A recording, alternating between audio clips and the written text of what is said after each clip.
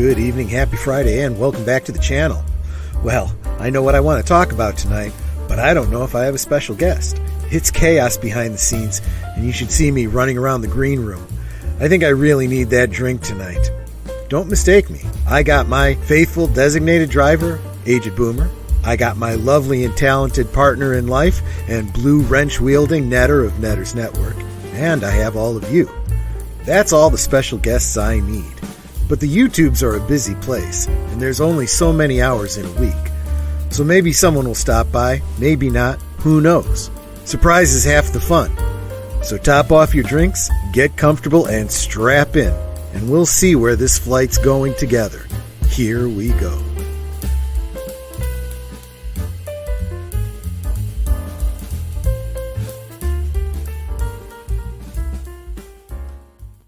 Oh, I'm going crazy. I'm so hungry. Well, I can make grilled cheese. No offense, kid. I don't think you even know how to boil water. All right, come on, baby. This is your papa. I'll tell you, it really has been crazy behind the scenes. I can't even begin to tell you. Just, so how you doing, Boomer? I'm doing fine. Just so you know, I had to release the Kraken. That's how bad it was getting. Yes. That's when the bad things happen on stream. Oh, well, it was bound to happen. I just want to not care about it, to be honest with you. Guys, I'm running around. You know, I pre-record that monologue, right? I had no idea how crazy things were going to get over here. I'm trying to set things up so I can... I don't have anything like a professional setup here. So I don't have multiple cameras. Heck, the camera that I have isn't even a good camera. I mean, you know, yeah, I'm not the best looking guy in the world, but clearly I'm, you know, this is not, you know, the best setup here, but doing the best I can with what I got to work with. And bear with me. It's going to be an interesting ride, let me tell you. Just so you know, chat, we are going to be spending the next 2 hours talking about the upcoming Knuckles the Enchita series for Paramount Plus. Our theories and hopes and dreams for that show. What, no? I think we'll be spending the next 2 hours, you know, him explaining what he just said, because I have no clue. No, we'll save it for Sunday, okay? Agent Boomer, what you sipping on? I got myself an Arizona fruit punch fruit juice cocktail with the... I love the cow skull on the can. These are nice, pretty cans. Nice. These are nice cans. That means they'll go away someday. We'll get crappy plastic bottles that have no color because that's how. I'm not being negative. Not being negative tonight. Nope. Let's not be negative. I'm telling you, there is a difference in taste when you drink from glassware as opposed to when you drink from plastic. It really is different. I actually like cans. I know some people don't, but I don't mind. I don't mind cans. I prefer glass, but I prefer aluminum to plastic. You know, plastic is not great. And I am not, you know, one of these big environmentalist types, but if you want to be, you know, just you know, egalitarian about it, you know, it's really hard to recycle plastic, and it does all kinds of nasty things to your system, to the ecosystem, to all the different systems. Aluminum is the most recyclable product that we got. You can melt that down and use it over and over and over and over again. It's even more recyclable than most metals. You know, it's really, really good. Let me say hi to the chat. You guys have been so patient hanging out with me. Let's see, who do we have here? I think the first person that I saw was Matanui. Hi, it's good to see you. It's always good to see you. Big Al, I hope you're hanging in there. I'm not going to say any more than that. You know, I super appreciate you being here, and if we can make you feel better, I hope we can tonight. Artificer Joni, you're awesome. Good to see you. Or good morning, I suppose, considering you're halfway around the world. David, good to see you. I'm glad you're here. Deleted scene Steve Otten. Might not be able to stay for the whole show, but I wanted to say hello. Hey, look, I know you get around. You got to hit all the other streams. I get that. I just appreciate you stopping by, hitting the like button, and just encouraging me on a pretty rough Friday after a pretty rough week. in a pretty rough world that we live in. I super appreciate that. Skipper Kenner is here. Good evening, Mr. Pacelli. Captain and Coke here, drinking for unnecessary conversation on tap. Okay. Well, I think, Skipper Kenner, you're going to enjoy what I'm going to be talking about tonight.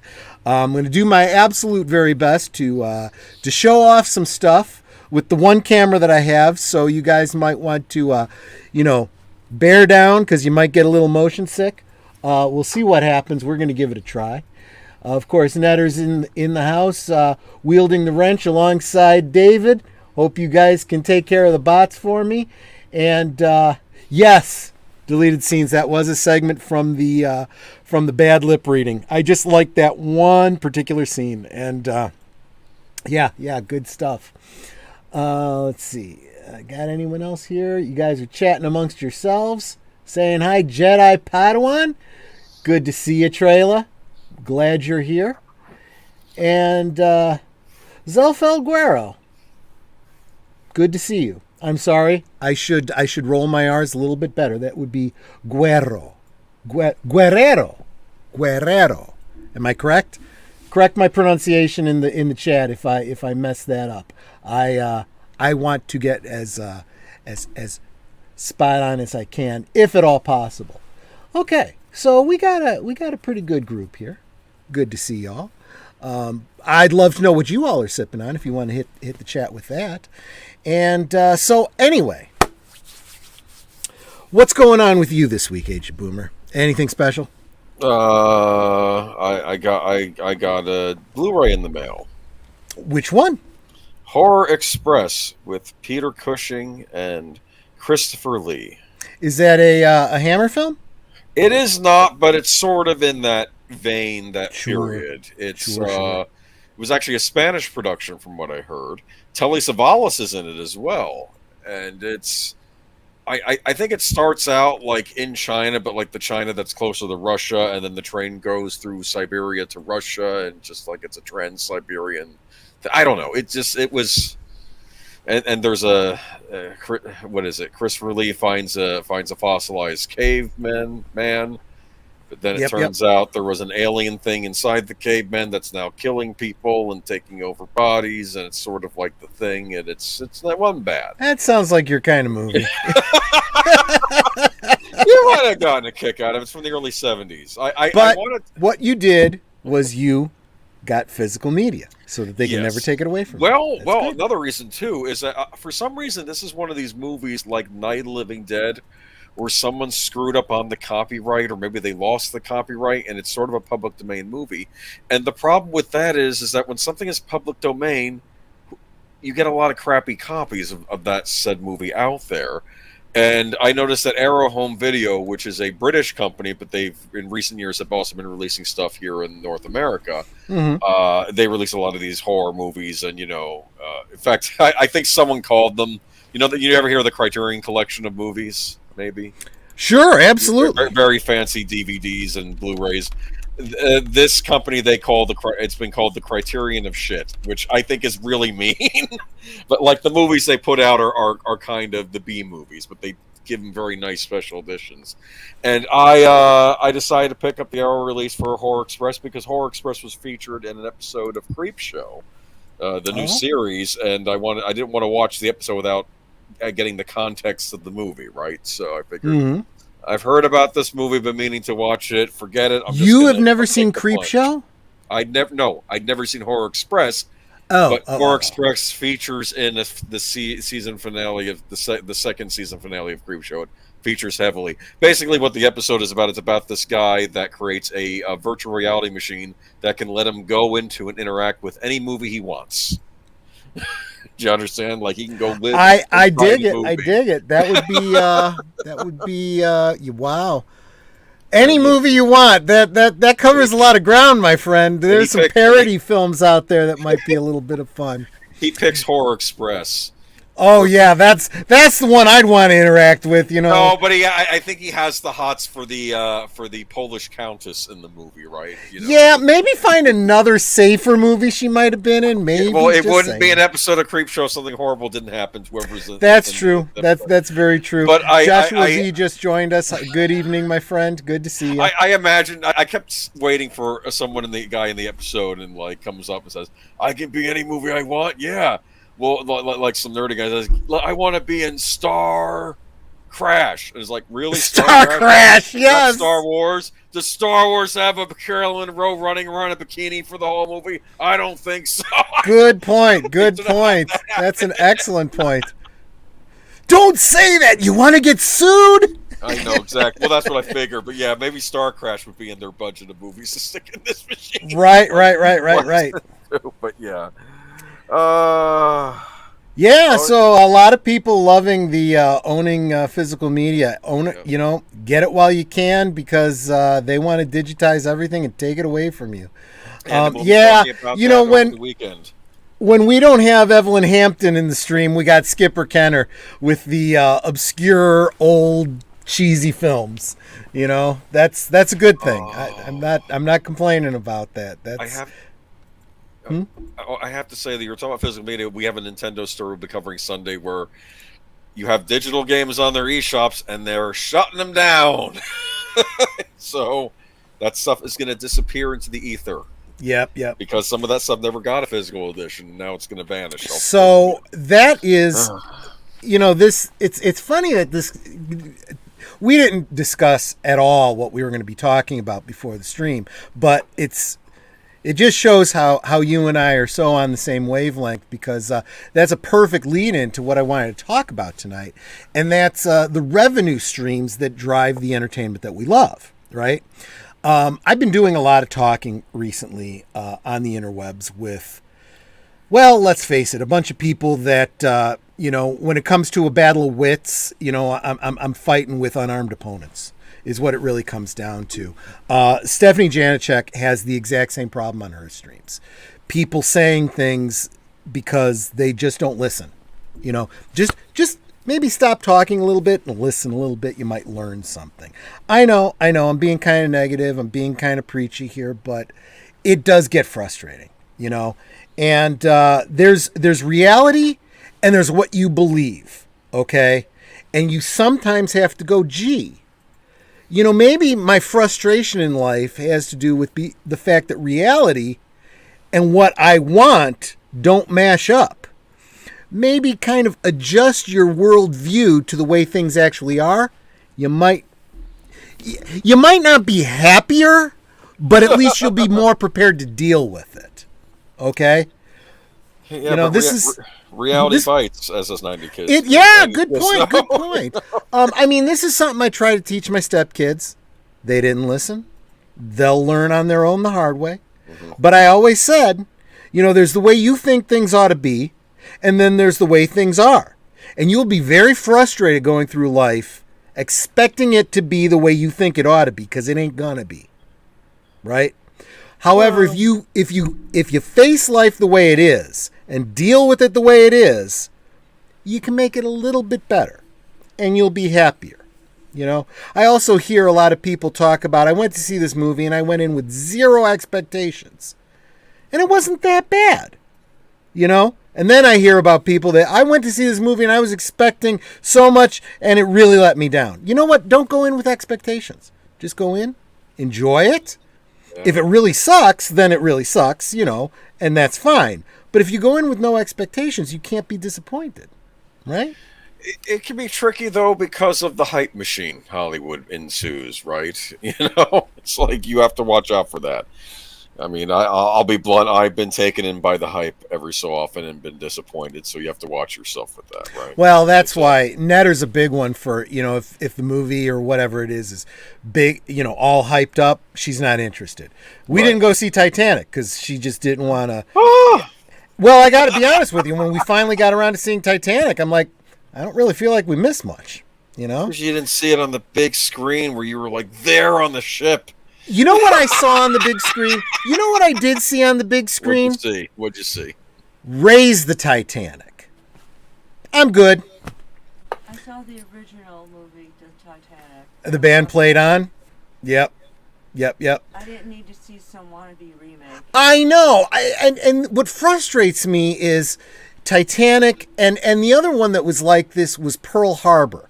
I want to see the real people from their point of view. You know, I want it to be a little bit more historic. I don't want you to create fictional characters to show us the events going on around. This, in my opinion, tends to be a problem with certain HBO shows like Rome and also like Boardwalk Empire, which I did enjoy in pieces, but they sort of always fall apart in them because you have your fictional characters going up against the real life characters, and that ends up becoming a problem. For instance, you know that Nucky Thompson is not going to win against Lucky Luciano on that show, because what does history say? Lucky Luciano wins. And if it doesn't go the way history says that it's supposed to, you're going to be disappointed, because you're like, okay, now we've entered into fiction. Why are we using real characters to tell a fictional story, you know? And yeah, it's just, but it did go the way history's supposed to go, but then it's just, I think, I don't know. Like I said, I'm probably nitpicking, but Skipper Kenner, I have to wonder about this one. Just had to dose my niece today with the reality that the Death Star would defeat the Doomsday Machine in combat. From Star Trek? Let's see. They can both destroy a planet.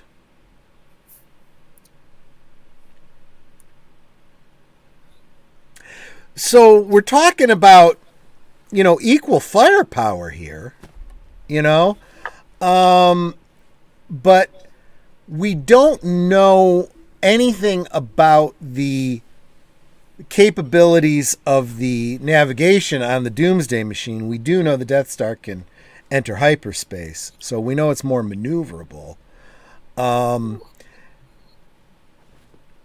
You know, it's not running on automatic. It's got, you know, thinking people running it. It's got fighters that, you know what? Okay, I'm gonna give that to you. I think you're right. The Death Star probably is probably better than the Doomsday Machine. You know, you don't want to be in front of that Doomsday Machine, but boy, if you can hyperspace to the other side of it and then unload on it and destroy it, yeah. I dig that. David says it's like saying that every Bond film is great until the opening gun barrel sequence ends and the movie begins. I suppose. And honestly, you know, that's a great analogy there, David, to what I was hearing people say about the Book of Boba Fett. First 2 episodes, and they're judging the whole season by that. And it's like, seriously? You know, let's get past the prologue before we start evaluating the whole series, right? The whole book, right?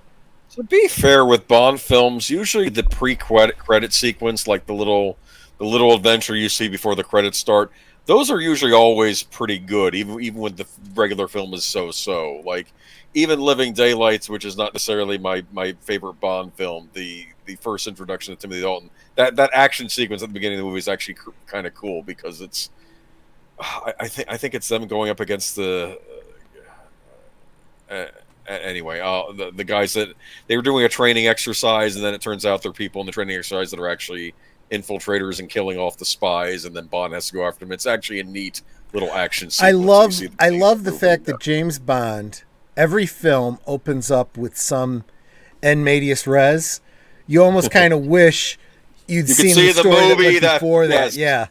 Yeah, well, that's what's cool about it. Yeah, you get to see what happened building up to it. Yeah. And let's face it, Star Wars starts out the same way, right? Yeah. We come into the middle of a war that we have no idea who the players are.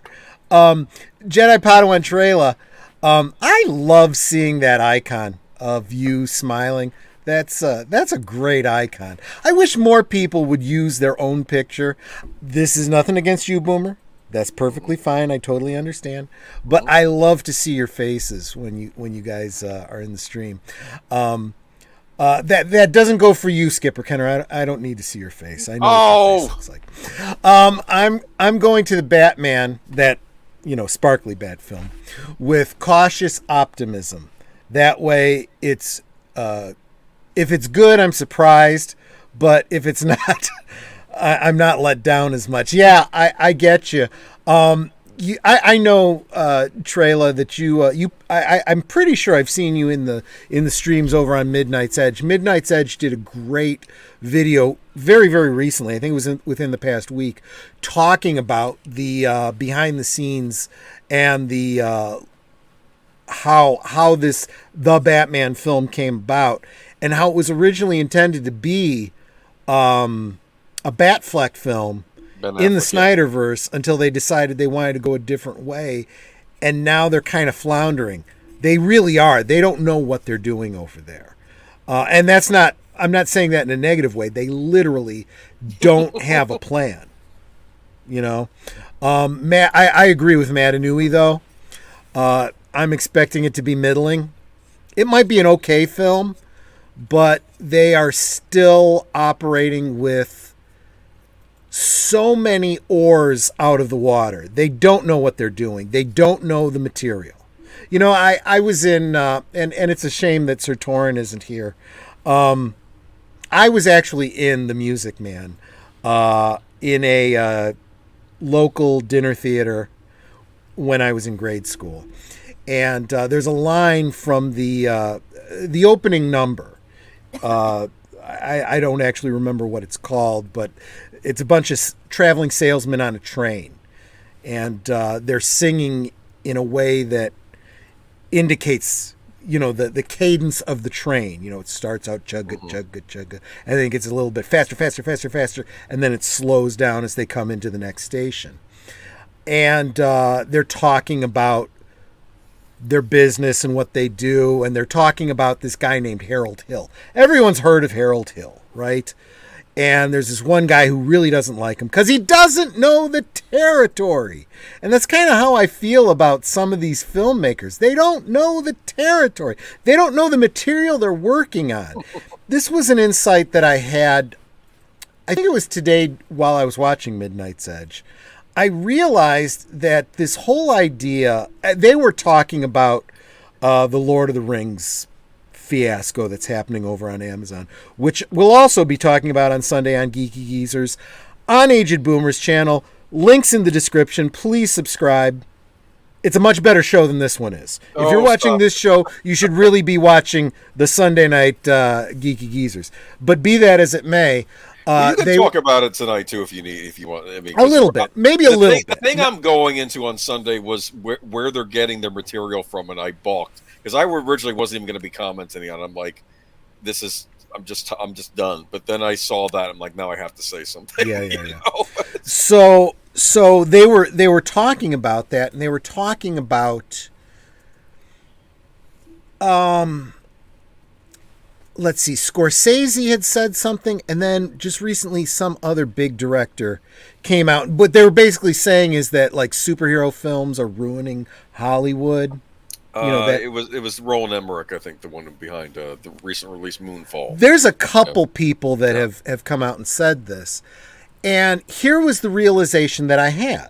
Okay. And part of the support of this is they were talking about some director, I think it was Gunn or someone like that, who, I don't know.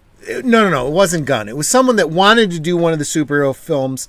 They wanted to work on Ant-Man and then ended up not working on it because they're, you know who I'm talking about? Edgar Wright, the Shaun of the Dead. Right, Edgar Wright. Okay, Edgar Wright is a perfect example. If you know the name Edgar Wright, you know he makes some fabulous films, right? Mm-hmm. But he makes original films. I would have loved to have seen him working on Ant-Man, but his ideas for Ant-Man were, by the time he was available to work on it, not going to work with the overall Marvel Universe they'd created. This is the problem. Some of these great directors, these ones that are saying stuff about how comic book films are ruining Hollywood, are... There's two ways of coming at it, right? There's the Peter Jackson way of coming at it and saying, there's this source material I want to adapt to film. and I am going to be rigidly faithful to it. And I'm going to make this grand epic because I love this thing. Okay? That's Peter Jackson. Okay? And then there is, let's say, Martin Scorsese. Okay? Who says, I am going to make The Godfather, which is based on a novel, but No. I am going to... It's Coppola. not? Francis Ford Coppola made I'm sorry. You're absolutely right. Coppola decides to make The Godfather, but he's got his vision, right? And he's got multiple films lined up, and he tells the writer, I'm going to do this. I hope you're on board with it. And he's kind of shaping, the story. One could even argue the same about Kubrick with The Shining, right? He takes Stephen King's book, puts his own slant on it. He's not really 100% faithful to it, right? There's a story about that, I'll tell you. I know there is. But the fact is, but what's even better is these directors who come up with their own thing, right? That do a film. James Cameron, right? When he is working on a franchise film that already exists, like Transformers, or I don't know, whatever, the fans get pissed off because he wants to do his own thing. But when he makes his own movie, right? When he makes The Terminator, right? That isn't based on anything. It's his own, idea. It's a masterpiece. Except right? when they get other people to make Terminator movies. Exactly. This is my point. Everyone wants to do their own thing, so they need to do their own effing thing. When you're playing in someone else's sandbox, you better follow the rules of that sandbox. If you don't like it, go make your own sandbox and play in it. So I get that. If you are going to be making these comic book movies, you need to follow the rules of that comic book world. Mm-hmm. Yeah. And Matt Anui says, I'm honestly bored with the two extremes when it comes to the Batman. People either think it's going to be the best Batman ever or loathe its very existence. This is where we are. Yeah. But you're right, and I think part of that comes from exactly what I'm saying. It's that people don't bother to get what Batman is. And unfortunately, we've had so many misinterpretations of who the Batman is in film. Each one has their own set of fans. They divide and divide and divide their fan base, and then they end up where they're at now, And, I don't know what David's specifically talking to, but good on you, Aged Boomer. You said something that made him happy. That's the problem, because the way the chat goes, he's talking about something back there, yeah. But, yeah. And Skipper Kenner always has something to say, and it's always going to be funny. It's hard to keep switching origin story nuances in Origins over and over. Maybe I'm just too old. No. You're absolutely right. If you're going to keep rebooting something every couple years or every decade, people start to go, well, who is this character? It's, I don't know.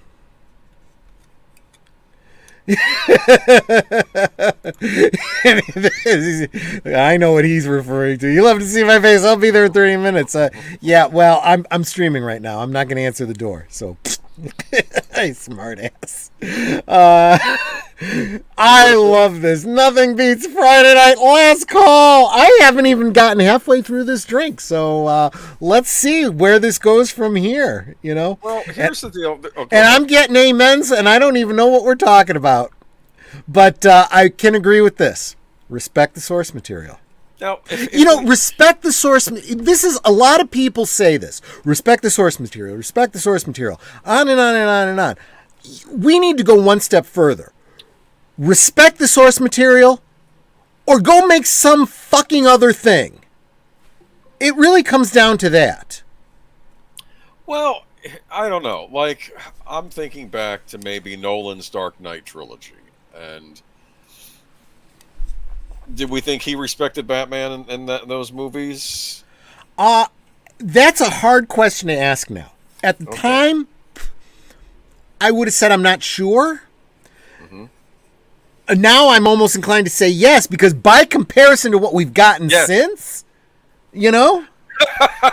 Yeah, I mean, I mean, at least he didn't freaking, kill a bunch of guys, right? I think it was his experiment. I think he was saying, if we were to set Batman in our gritty real world, make this Batman movie as realistic possible, could it work? I think that's what he was trying to go for. Yeah, you know what I want to see? I want to see Batman and Superman and Wonder Woman in their world, not ours. Well, that's not what I think what he was. I don't want the boys, okay? I want the Justice League. Okay, but I don't know. I often thought that with Superman, they should have gone the opposite direction and made it a lot more fanciful, fantasy-based, and, World of Tomorrow sort of thing, but that's not what we got when we got Man of Steel, and I was not happy. But when push comes to shove, what it really comes down to is, do they sell toys? It's not ticket sales. It's not anything else. And that's me pivoting into... I see something behind your head. I'm going to get to that in just a second. But I do see some comments that I want to bring up because they tie directly to what I'm talking about. Quit rebooting everything into what people want, into their image, and make your own stories. We keep saying that over and over again, okay? You keep remaking Star Wars, and whether it's a ripoff of Star Wars or a failed sequel or whatever it is, remember, Star Wars was its own thing. Yes. It was inspired by Flash Gordon. George Lucas didn't have the rights to do the movie he wanted to do. He wanted to do a film version of Flash Gordon. He couldn't do it, so he did Star Wars. And it was something completely different. And he made it up as he went along. And let me reiterate that. He made it up as he went along. He had his notes and he had his plans and everything. But if you read his notes every step of the way, we didn't get, Luke Starkiller. We didn't get, a lot of the things that, which actually, at one point in the game, Han Solo and Luke Skywalker were one amalgamated character. Did you know that? And it got split into two. Mm-hmm. And even the whole idea of Leia being Luke's sister. Is Skipper Kenner calling me? No. It's an Amber Alert. Okay. I don't get out of the house, so I'm not going to be able to help out with any of the Amber Alerts. So did you know that the whole idea of Leia being Luke's sister was actually supposed to be two characters? Leia was supposed to be someone separate, and his sister was supposed to be a character that was never introduced. Here is what the rumor I'd heard. There was going to be another trilogy that was going to be about Luke searching for his sister with the Emperor in hot pursuit. I would assume that the big confrontation in the third part was going to be with him and Darth Vader, however that was going to play out. And then they were going to have him... The second trilogy would have had the Emperor as the main villain throughout the trilogy, but they like I said, Star Wars has... Don't get me started on the original trilogy. Skipper Kenner makes an excellent point. Maybe don't always start with the origin story. Spider-Man Homecoming worked so well because it didn't keep dealing with showing how he became who he was. You know what? I never want to see another origin story again as Superman. We know the origin story at this point. Stop bringing it up. Yeah. At this point, everybody knows the origin of Superman, so all you got to do is... Do a brief recap before the credits start about who he is and where he came from. No. Take like less than a minute. Yeah. You do it the way filmmakers have done forever, right? You go on the assumption that people know.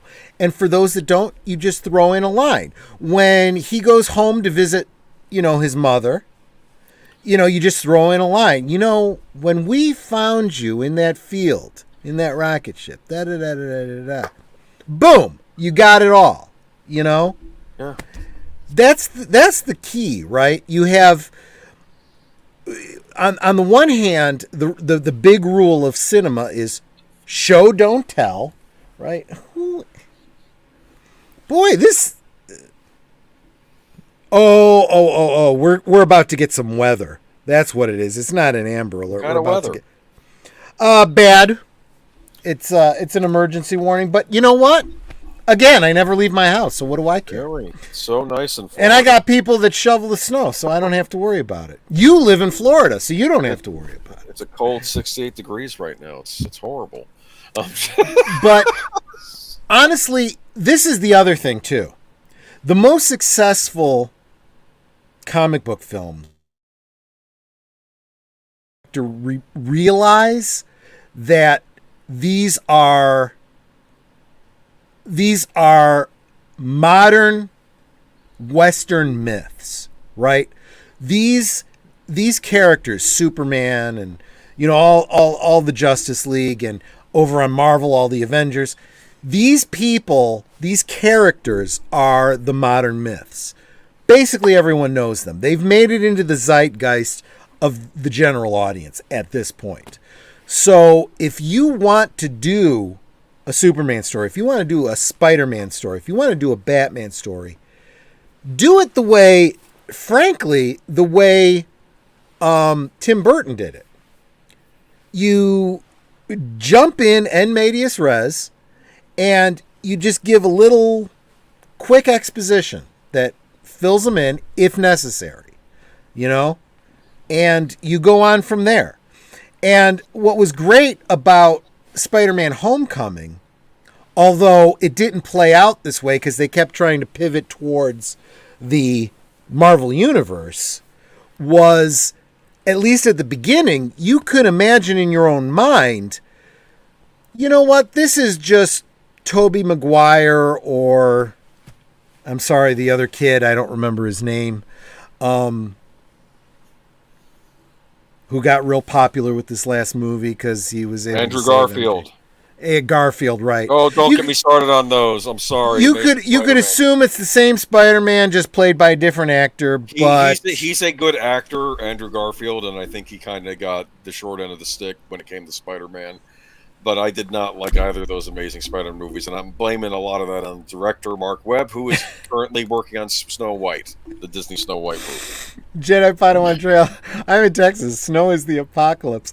I have a buddy that moved from Chicago to Nevada, and his first week there at the new job, they got snow in Nevada, and it was like a dusting. He said they shut down the town, they closed the office. He's like, are you kidding me? I mean, it's barely a dusting. We don't know how to drive in this. There's nothing to worry. I mean, it melts when it hits the ground. It's not. Never mind.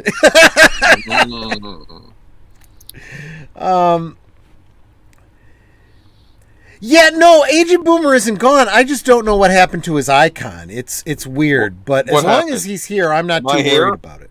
Am I here? Yeah, you're here. Artificer Joni noticed the same thing that I did. What did you notice? Your icon disappeared. Oh, I was having internet issues. I had to switch over to a second internet. Or the same internet. You got two internets? I have all the internets, man. You have all the internets. Well, that's great.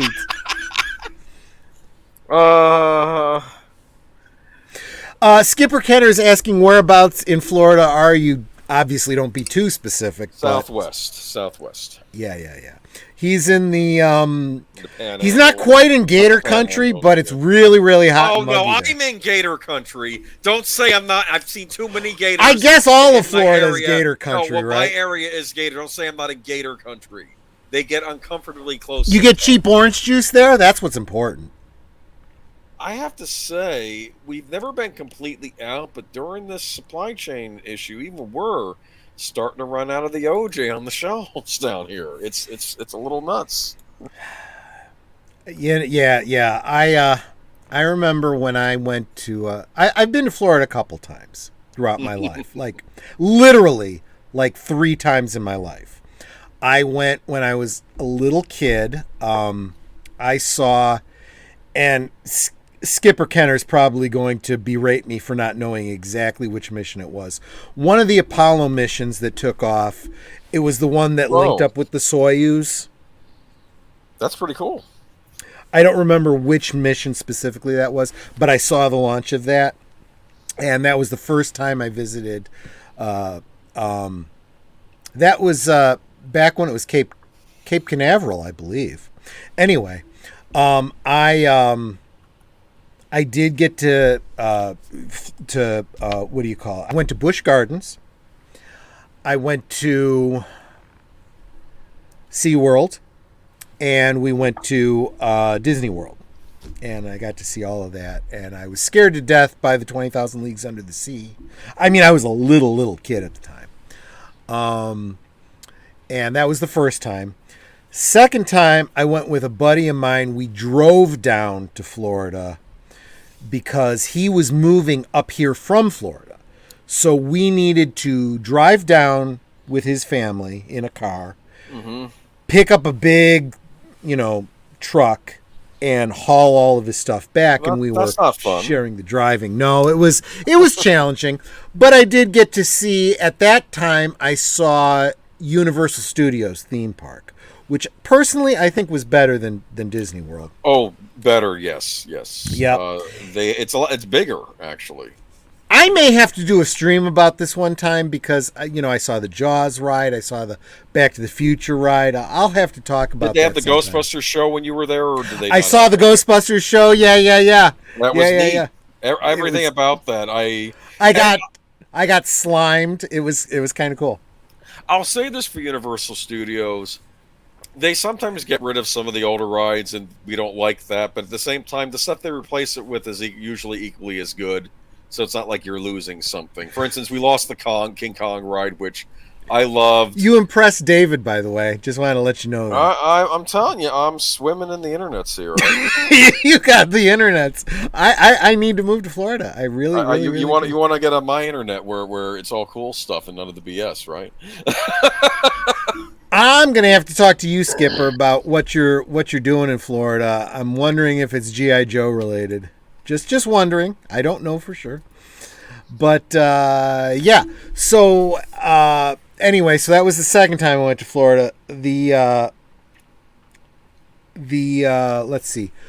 Actually, no, I'm sorry. I've been in Florida 4 times. The third time I went down to Florida was a work thing, and I was staying at a resort, one of the Disney resorts. So I couldn't really go see the park most of the week that I was there, but I brought Netter with me. And Netter got to go to the park, and she got to, do all the things. And then there was we stayed through the weekend so that I could go with her to the park and, see what was going on there. It was kind of fun because it was, I'm not going to say it was a free vacation for her, but it was very inexpensive considering, how much it costs to stay there and go to the park and whatnot. And I just didn't really want to be away from Netter for a whole week, to be honest with you. So that was kind of nice.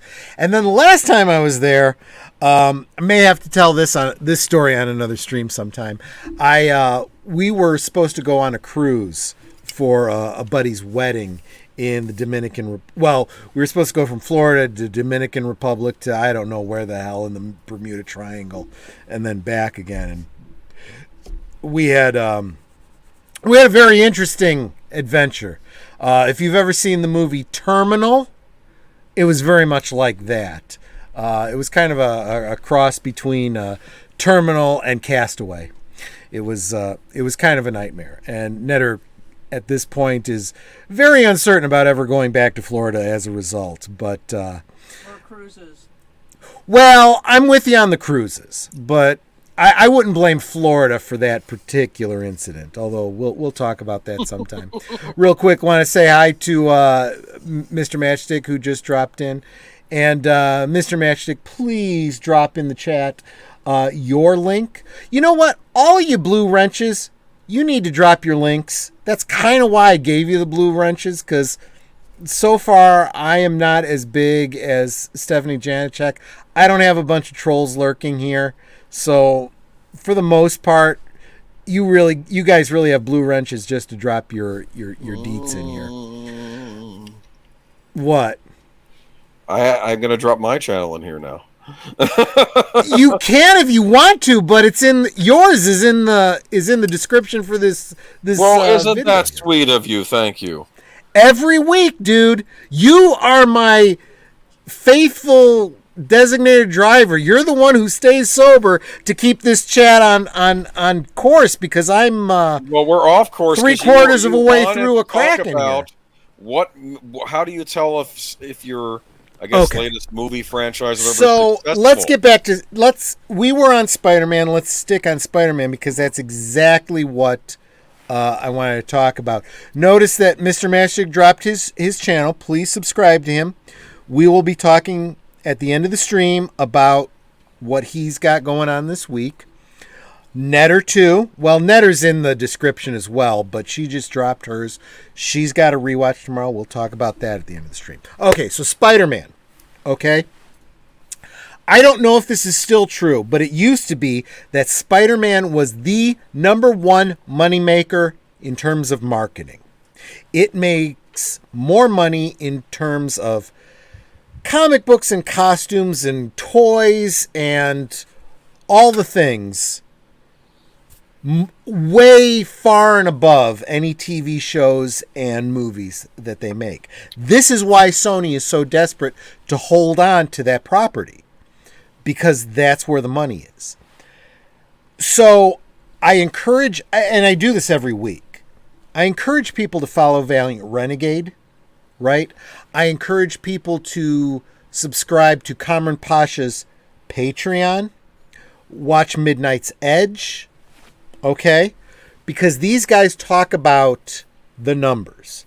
They talk about ratings. They talk about profits. They talk about stocks. They talk about the things that go beyond just whether or not you liked that last movie, right? How do you know it's being successful, okay? Don't go by what's going on Twitter. Don't go by what you hear in your echo chamber. Don't even go by what I say and what Boomer says and what you see in the chat here. Go by, what do they say? Follow the money, right? What's making a profit, okay? And right now, in this age of, on the one hand, you have these big blockbusters that, you know, are making billions of dollars at the box office. And then you have films that may not make as much, but they are making money consistently between films, hand over fist, because of toys. Toys really are where the money is. And if you pay attention to the toy market, you will know when a film is successful, regardless of how it did at the box office, regardless of what the Rotten Tomatoes is saying, okay? And the reason, and the specific area I want to talk about first is Star Wars, right? Take a look at a site, if you are at all interested in toys and you want to buy action figures, I encourage you to check out a site. And this is not, I am not sponsored by anybody. I am not monetized. I am not sponsored. I just happen to like the site, Tungori.com. TUNGHORI, Tungori.com. The person who runs that site must work for the Chinese plant that makes the Hasbro toys. That's the only thing I can figure. And he sells action figures. I don't know if he's selling like factory rejects. I have never gotten a figure from Tungori that wasn't in good condition, in my opinion. The only thing I can say is they don't come carded. They come in a, let's see if I've got one right here. They come in a plastic bag like this. This is Moff Gideon. Okay? And I was able to get it cheaper than I was if I got it carded here. Interesting. Now you are paying $13 shipping because it's coming from China. But if you buy a whole bunch of figures, that's $13 for a whole bunch of figures. So do the math. Be smart. I'm just saying. Anyway, here's my point. Action figures. If you were to go on Tungori right now, you will find a spattering of sequel trilogy figures. You'll find a Rose Tico. You will find Rey. You will find the First Order Trooper. They are all going for $6 or less. Because nobody wants those effers.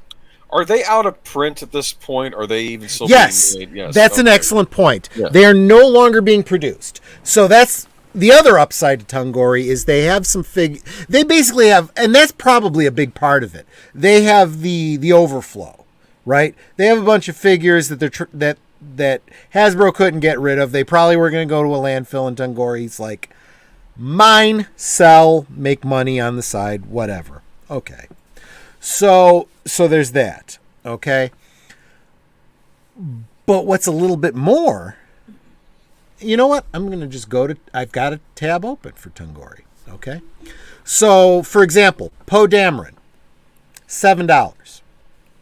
Nobody wants that damn figure, but it's up there.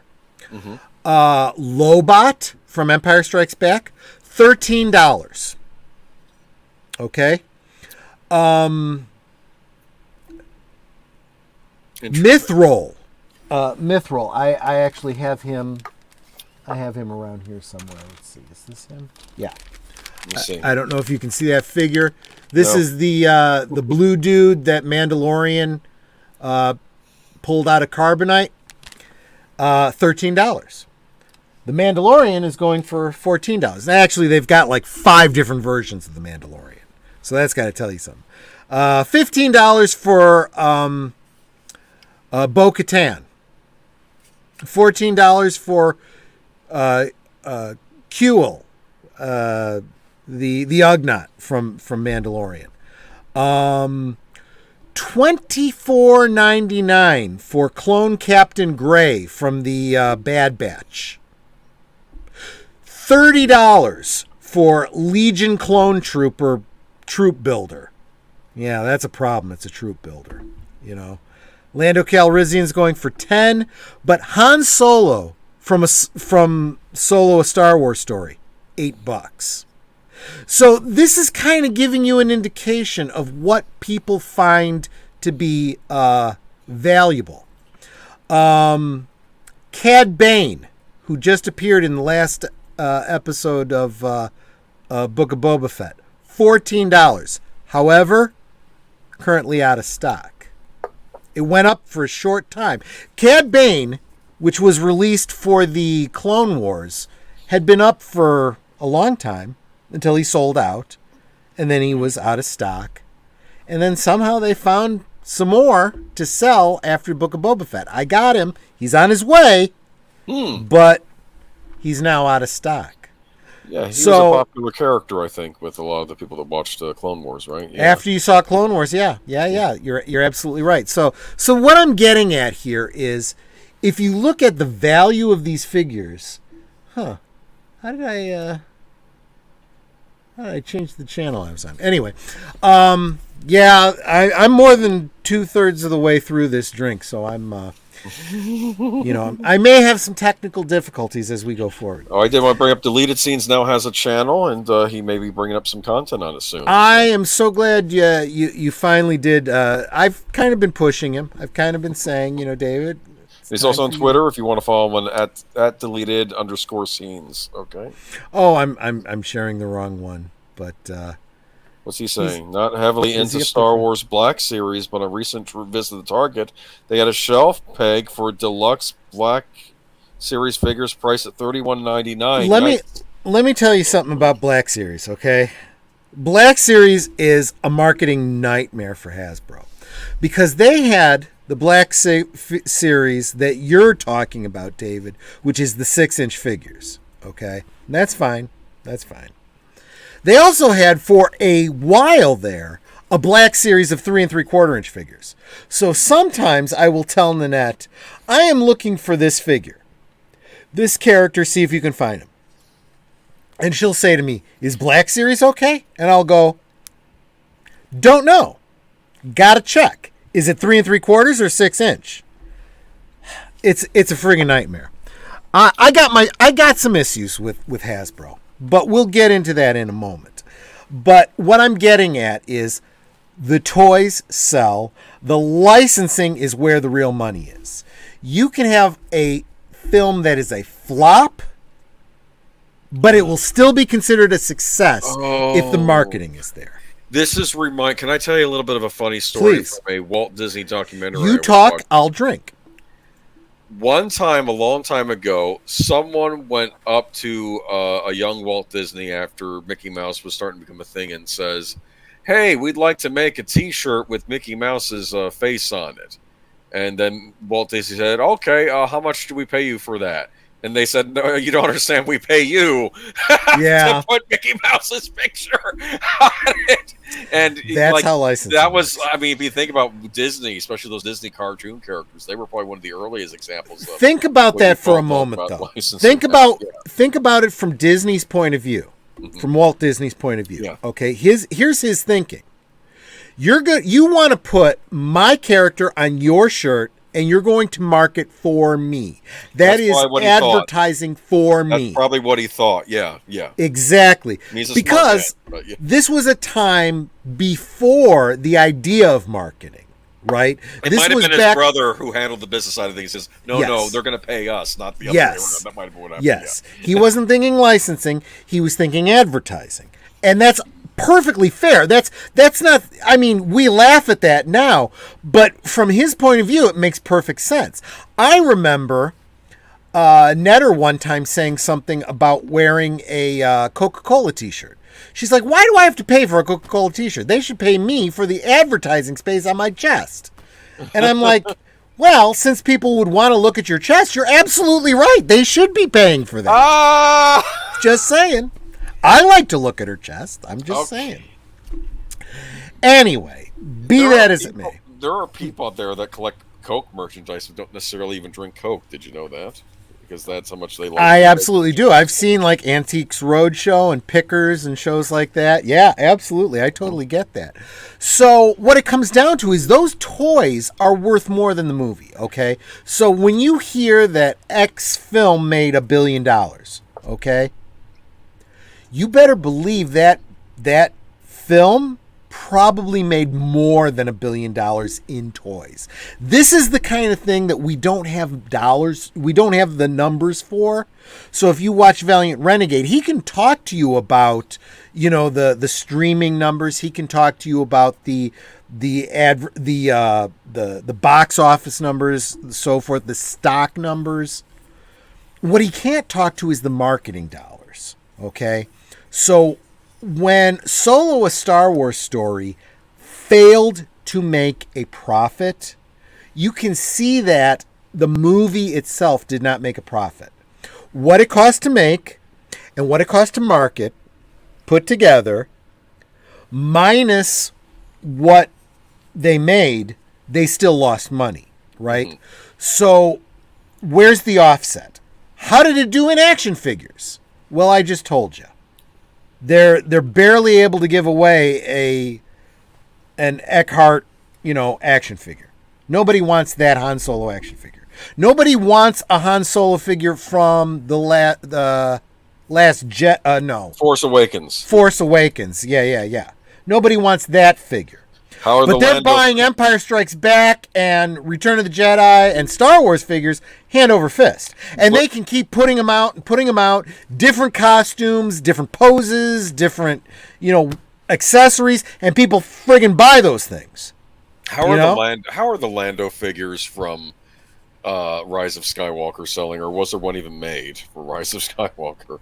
I No, I don't remember one from Rise of Skywalker. Let me tell you this: the vintage Lando Calrissian from Empire Strikes Back, $10. I don't think Tungori even has a Maybe they didn't make solo one. Star Wars story version. Well, this is something that drives me nuts. Well, this is why Hasbro didn't do it. Yeah. They knew it wasn't going to sell. They had already made some stuff that wasn't selling. I'm trying to think And they back were to pissed. Rise of Skywalker, but it looks like he was still wearing the cape outfit he wore in Empire. If you remember back to Return of the Jedi, he completely changed clothes. He was in a more of a pilot's uniform, like a captain's uniform for the Falcon. He wasn't like a rebel official military style uniform. People can change their clothes and not wear the same clothes they wore when they were doing something else. This one kind of hurts me. I've gotten a couple of these figures. I have to admit that I got them specifically to use them as customs, but in other words, I'm going to destroy the figures. But yeah, Finn from it's a Walmart exclusive, a Finn figure from the sequel trilogy, $5. Yeah, wow, that kind of hurts. Wedge Antilles from Empire Strikes Back, $12. I mean, are you kind of seeing how this is going? It's a clear indicator of what's successful and what isn't. So I guess this was me very heavily front loading when Stephanie Janicek says, and Doomcock and so many others say, you know what? The Mandalorian and Book of Boba Fett and everything that Favreau is doing is overwriting the sequel trilogy. And people are like, no, it all leads to the sequel trilogy. There's even people in our own community that say it all leads to Jake Skywalker. Follow the money. Okay? They can't barely give away Rose Tico figures and Rey figures and even Han Solo from the sequel trilogy. Even Leia from the sequel trilogy. They can't friggin' give away. I'm curious, Luke Skywalker from Last Jedi, does he sell? From Last Jedi. Let's curious. See. Well, let's put it this way. Mm-hmm. They just marked down. Oh, guys, this is a figure you might want. Okay, go to Tungori. If you're interested, go to Tungori. They have the Black Series 3.75 Luke Skywalker lightsaber construction figure from Return of the Jedi. $7.99. It's marked down from $10.99. I don't know why. It just is. The reason I point this out is because it's a Luke Jedi figure. The black gi that he wears with both hands are flesh colored because this is before he gets his right hand shot in the Jabba scene. Just saying. If you're a collector and you want that figure, this is a great way to get it. Let me see. So I'm sorry, we were looking for Luke, right? We're looking for Luke from the Luke Dagobah is going for $8. Luke Bespin is going for $10. $7 for the Luke Last Jedi. $10 for the Yavin ceremony. $13 for Luke Stormtrooper. Interesting. So you're kind of seeing how this is going, right? Even the retro collection, the first release Kenner 1977 figure with the telescoping saber, $10. So all of them are priced higher than the Luke Last Jedi. Can I read a comment from Mr. Matchstick? Mobile Suit Gundam, an anime from the late 70s, was saved by its buildable model line, and now in modern day, it is a financial titan.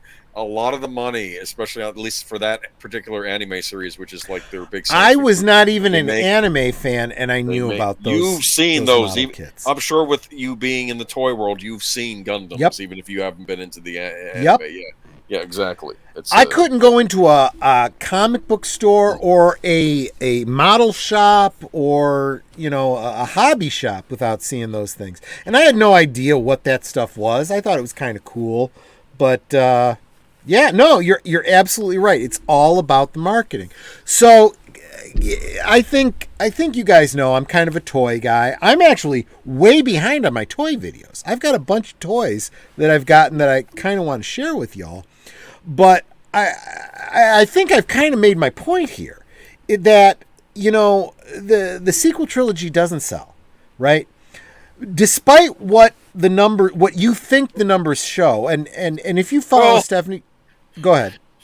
I'm imagining kids playing scenes from like when you're a kid and you're playing with your Star Wars figures. I imagine them reacting scenes from The Last Jedi. It's like, "Hey, Master Luke, train me." He's like, "Nope, I'm gonna go drink blue." I mean, I'm just imagining the kids ain't playing with this stuff. It's like not that that's all who buys these toys, but I'm just saying, imagine. This is an excellent point. Skipper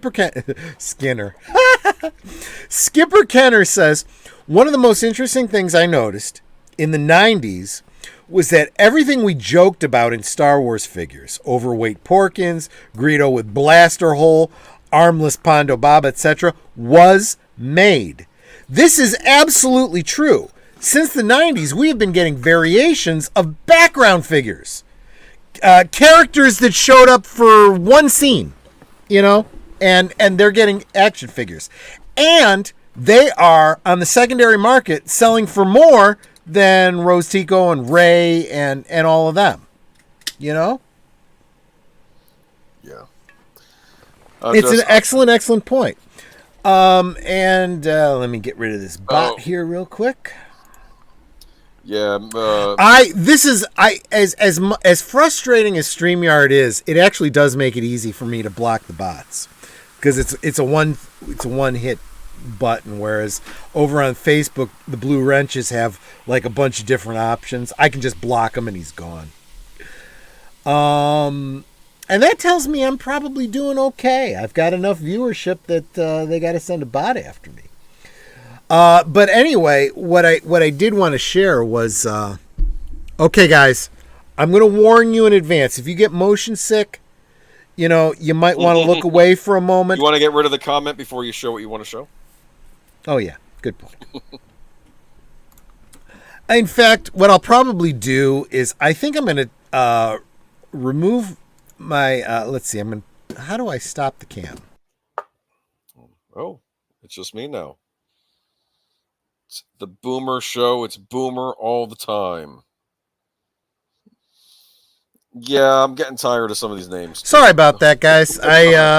You know, he's Boomer, but you know, I'm kind of a Boomer myself. I just wanted to take the camera off so that as I move the camera, you guys get the minimum amount of motion sickness. I'm going to go back to camera, and I'm going to show you what came this week. Whoops.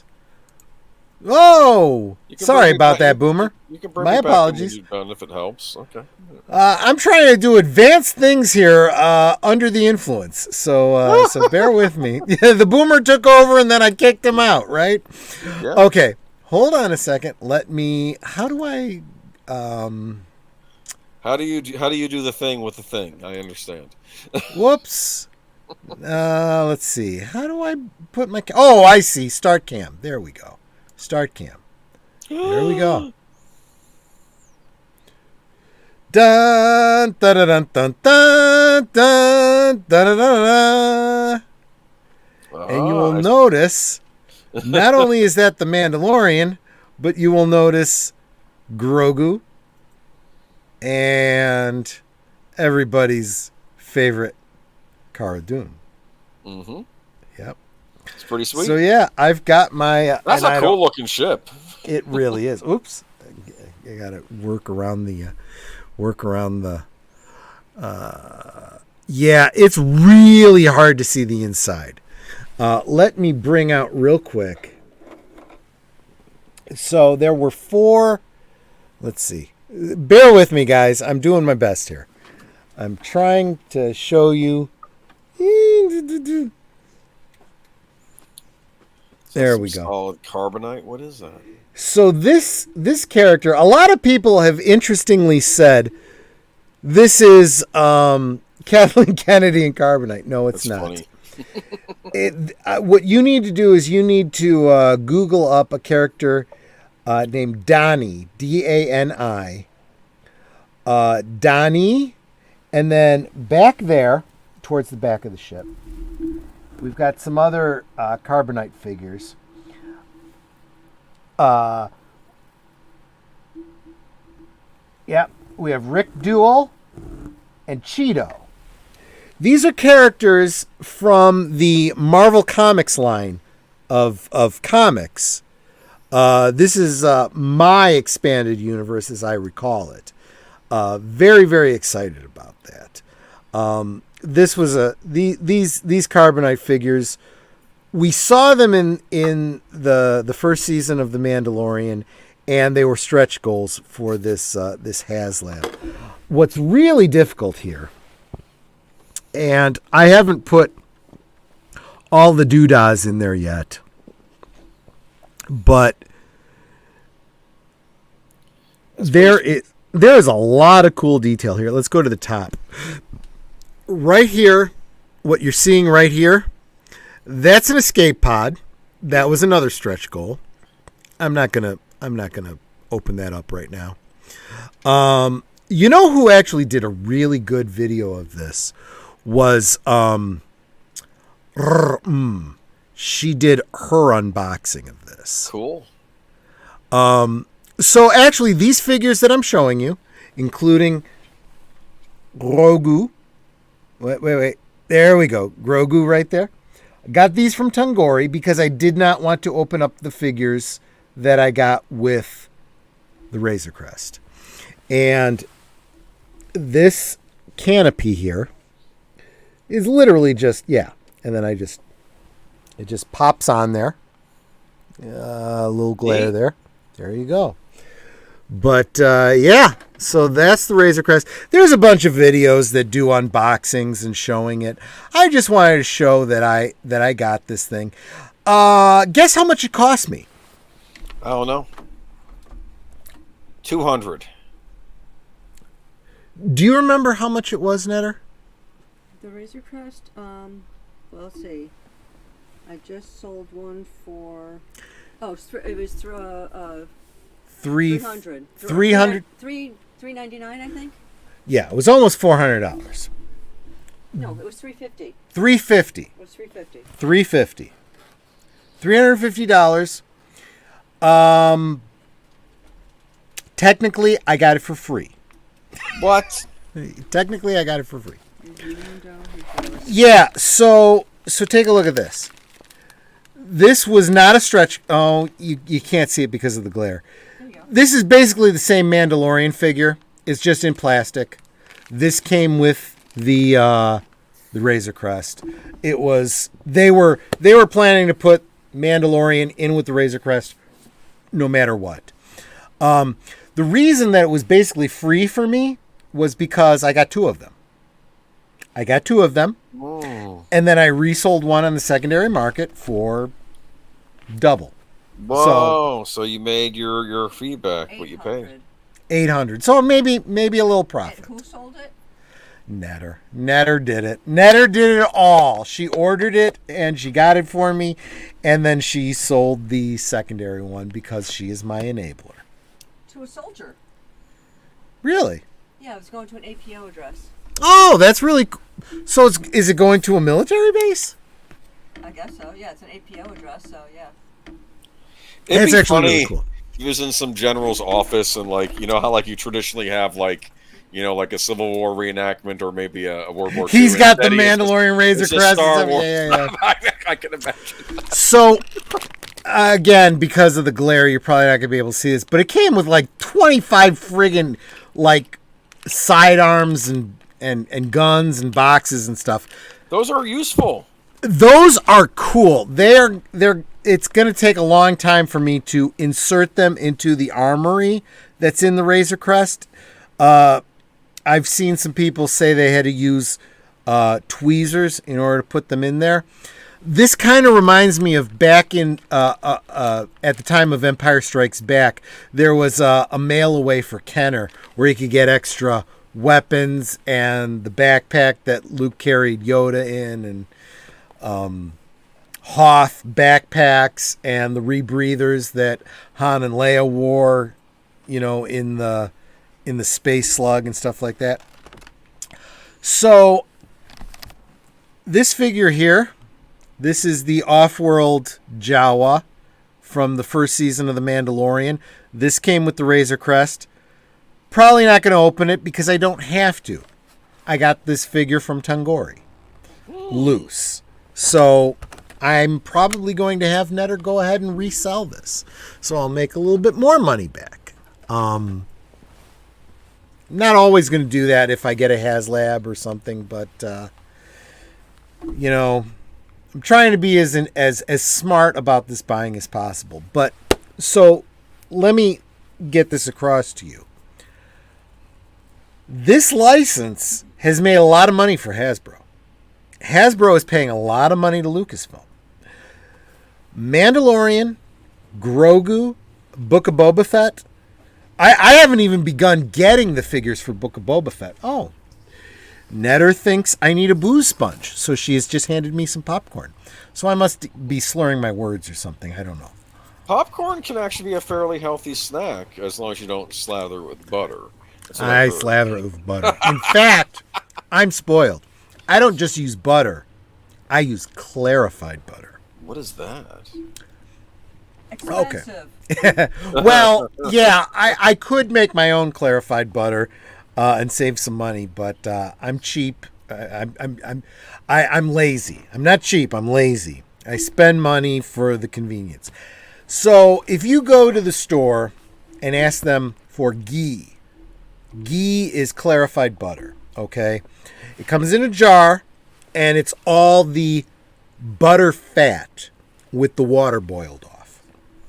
If you've ever melted butter, okay, and it's bubbling, and then you pour it over your popcorn, you notice the popcorn kind of does this. That's because there's a lot of water in butter, okay? But if you melt it and then boil it, don't boil it so much that it turns brown, but simmer it for a long period of time until all the water boils off. That's clarified butter. That sounds interesting. And that is all kinds of yummy on the popcorn. That's gourmet popcorn. And so Netter, because she loves me and she knows how much I love popcorn, I know I'm off screen, I'll be right back, buys me this very, very fluffy popcorn. It's called mushroom. It's called mushroom popcorn because it puffs up like the top of a mushroom. What? Yeah. This is the kind of you know this popcorn, okay? Trust me. If you've ever gotten popcorn like caramel corn or anything that's covered in something or it's got, in a bag or whatever, it's this. Because it's a heartier popcorn, bigger, more volume to it. She buys it in big bulk for me because I just love popcorn. This is better than the Orville Redenbacher. That's what I have. There's nothing wrong with it's Orville nothing wrong Redenbacher. with it. It's just. Let me tell you. I mean, that's popcorn. what you get at the theater. I'm going for the Like the treat what, myself, gourmet type stuff. What like the kind the American Indians made back in the day, showing the settlers, hey, you can make popcorn out of the corn. Actually, it's like, so the popcorn that the Native Americans discovered was probably very, very small. In fact, you can go online and research the history of corn, and corn. You think of corn on the cob, and you think of this long cob, and you pull the husk off, and you got this big corn on the cob, and you like in the old cartoons, yeah. Yeah. That's fairly recent. corn used to be about as big as your pinky finger. That like was the baby whole corn they have in China that they Yep. use in Chinese dishes. Okay. Well, actually, that corn is actually immature, Okay. big size corn. I see. Okay. They take it before it matures, and then they pickle it. That's what that is. Okay. And so when you eat it, you're eating the little teeny tiny corn kernels and the whole cob because it's soft and you can, right? Yeah. But no, corn used to be very much like wheat. So it was this little stalk that was about this big. And over time, artificial breeding made it into this bigger and bigger and bigger, heavier starch kind of thing. And it's not like this is some, genetically modified thing. This was something the Native Americans started doing. The Native Americans knew how to interbreed different strains of corn to make bigger corn, and this is the history of agriculture, people. We've been genetically modifying for hundreds of years. Genetically modifying does not mean like Franken genes where you're splicing genes in a lab. No, this is cross-pollination and making hybrids and stuff. I've totally gotten off the topic. I don't know why I started talking about popcorn. Anyway, good. You're talking about how the merchandising, like they're making probably boko bucks off of these Yeah. Mandalorian. I can sum up the whole show with one. $100 Yeah, I can sum up the whole show in one phrase: follow the money, right? So, the Mandalorian is making money hand over fist, okay, and everybody's freaking the frick out because Grogu chose the chainmail over the lightsaber. Oh my God, he's not going to be a Jedi. He's going to be a Mandalorian. Actually, you shared a meme on MeWe, which I thought was hilarious. Remember, You have Luke Skywalker. He's talking to Grogu. He says, "I am a Mandalorian, like my father before me." And then Luke says, "WTF." Let me see if I can find that. That's hysterical. That really was funny. Let me find that. That was. Let me read this. Even reading it to you, you're gonna find it funny. The Fast Strike Back. So it was. Let's see. Here it is. This is the scene of Luke and Grogu when they first meet in the last episode of The Mandalorian. It's time for you to finish your training, young Grogu.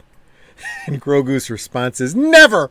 I'll never turn to the Jedi! You failed, Your Highness!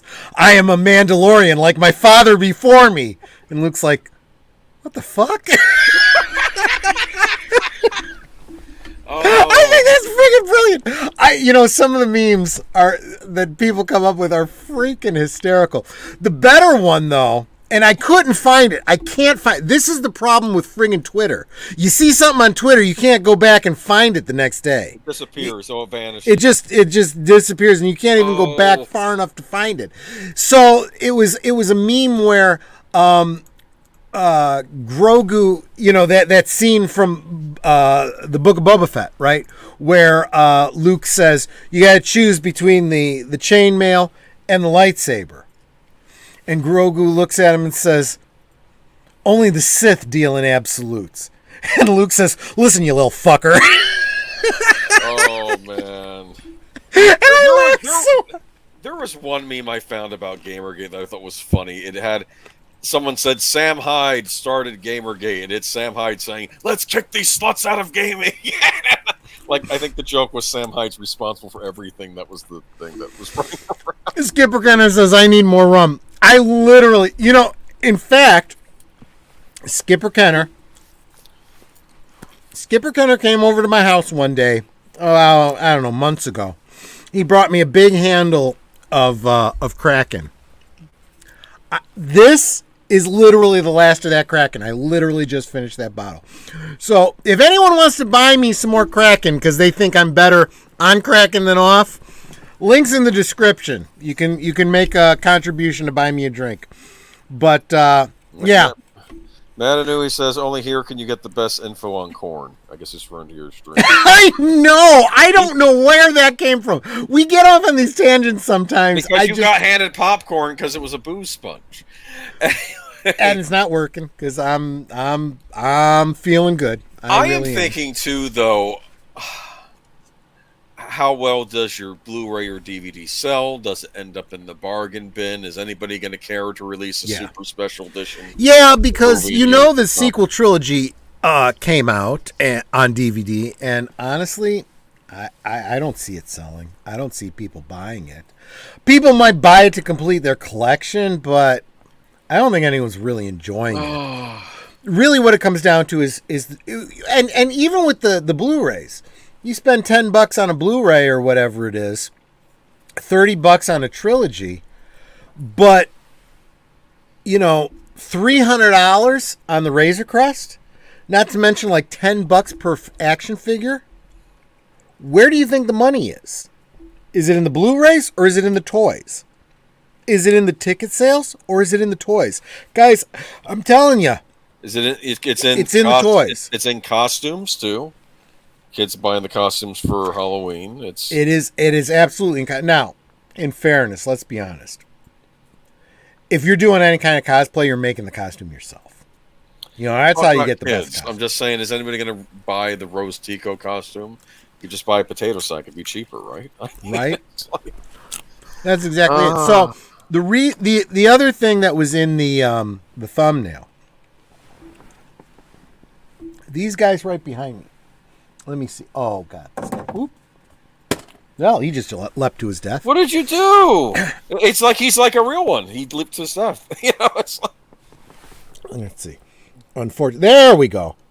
Mini puffs. Yeah. So the mini puffs, right? These are the Grogu of the Ghostbusters franchise. Yeah, but they're kind of... If they're cute, it's in a disturbing way. Yes, yes, they absolutely are. They're cute in that Gremlins kind of way, right? Yeah, that's what I would maybe compare them to. Yeah. So let me tell you this. You can on a very very small scale microcosm, right? Compare the marketing for Ghostbusters 2016 and Ghostbusters Afterlife. There was marketing for 2016, but nobody really bought those proton packs. Nobody bought those costumes. I don't think there were even action figures. Okay, nobody gives a crap about that. But there are plasma figures, and there are regular action figures, and there are economy action figures, and there are re-releases of the real Ghostbusters and original Ghostbusters in the style of the real Ghostbusters action figures coming out over and over and over again. And then these guys right here. So here's what happened with these guys. Okay, these guys just arrived for me. These guys came in a pack of 3. Clever marketing for these guys from Hasbro.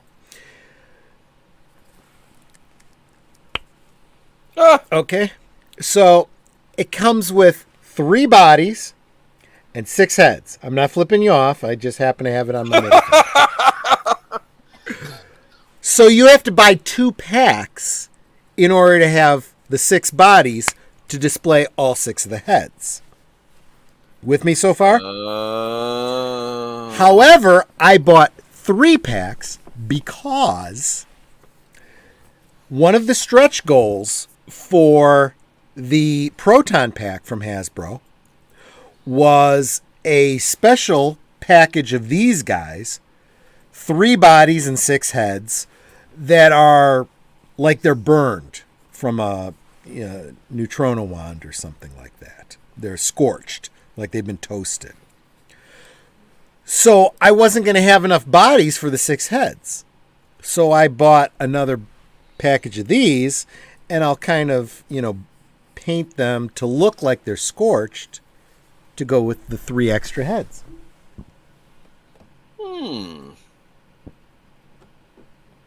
And this guy doesn't want to stand because he's being a little goof.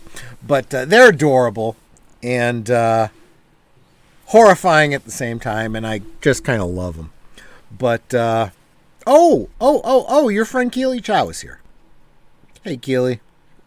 Hey, everybody. What's going on? You know what? Very, very... Oh, Friday Night Tights Raid. She, I don't want to assume your gender. Keely just came over from Friday Night Tights. But just to sum up what we've been talking about, we're talking about marketing. And we're talking about how, regardless of how a movie does in the box office, the real money is in the toys. How are the toys selling? I'd be curious to see what's going on with Doctor Who toys now. Because that's more of an English thing anyway, because I'm sure the bulk of the sales were over there in England for that stuff. But there is a evil adult part of me that wonders if when they came up with a female doctor, her sonic screwdriver vibrated. Just wondering. Dude. Have you seen that damn thing? That's what it friggin' looks like. I've not watched any of the new Doctor series. I was done. I'm done. I'm not doing it. Well, Netter and I have a collection of sonic screwdrivers. We have almost all of the Doctor's screwdrivers. I had a Matt Smith one, but it broke on me eventually. But yeah, I had a Matt Smith one. The one it made noises too. Yeah, we've got most of them. We don't have the second Doctors. I don't think we have the War Doctors, but we have most of the other ones. And we certainly don't have Dr. Karen. We're not getting hers. If Netter decides she wants something that vibrates, I'm happy to get it for her, but not in the style of the Doctors. See? Netter's flipping me off. She's going, no, Dr. Karen. I am 100% in agreement with her. Now, you were saying Spider-Man merchandise always does well. Why do you think that is? Even now, why do you think that is? In comparison to other stuff. Okay. That is an excellent question. I have my own ideas if you want me to lay them out if you don't have an idea. Go ahead and lay out yours first. That gives me more time to Let's think about Spider-Man in comparison to a lot of Marvel superheroes. I think he's very relatable. Yep. I think he's like a standard superhero for Marvel. He has, he's iconic. He has a very interesting rogues gallery. It's a very big rogues gallery. So I think that probably has something to do with it. I mean, if you look at DC, I would argue Batman has a great rogues gallery, but is he as relatable as someone like Superman, like Clark Kent? I think we can maybe, at least I've always been able to find I could relate more to him than Bruce Wayne. Don't be mistaken. I mean, Wonder Woman, Superman, Batman, they do very, very well. It's just, if you were to look at the numbers, historically, Spider-Man has done better. And what's curious about it, he had, before the Sam Raimi movie came out, he had a lot more limited exposure media. I mean, you get cartoons sometimes, and you have that brief live-action series, but I know that they had wanted to do a live-action Spider-Man movie as early as the 80s. James Cameron wanted to make it. Did you know that? But it took forever for them to figure out the rights to it. I'm actually willing to grant Skipper Kenner this point. It's a shame because Jodie Whittaker is an amazing actress and a great doctor.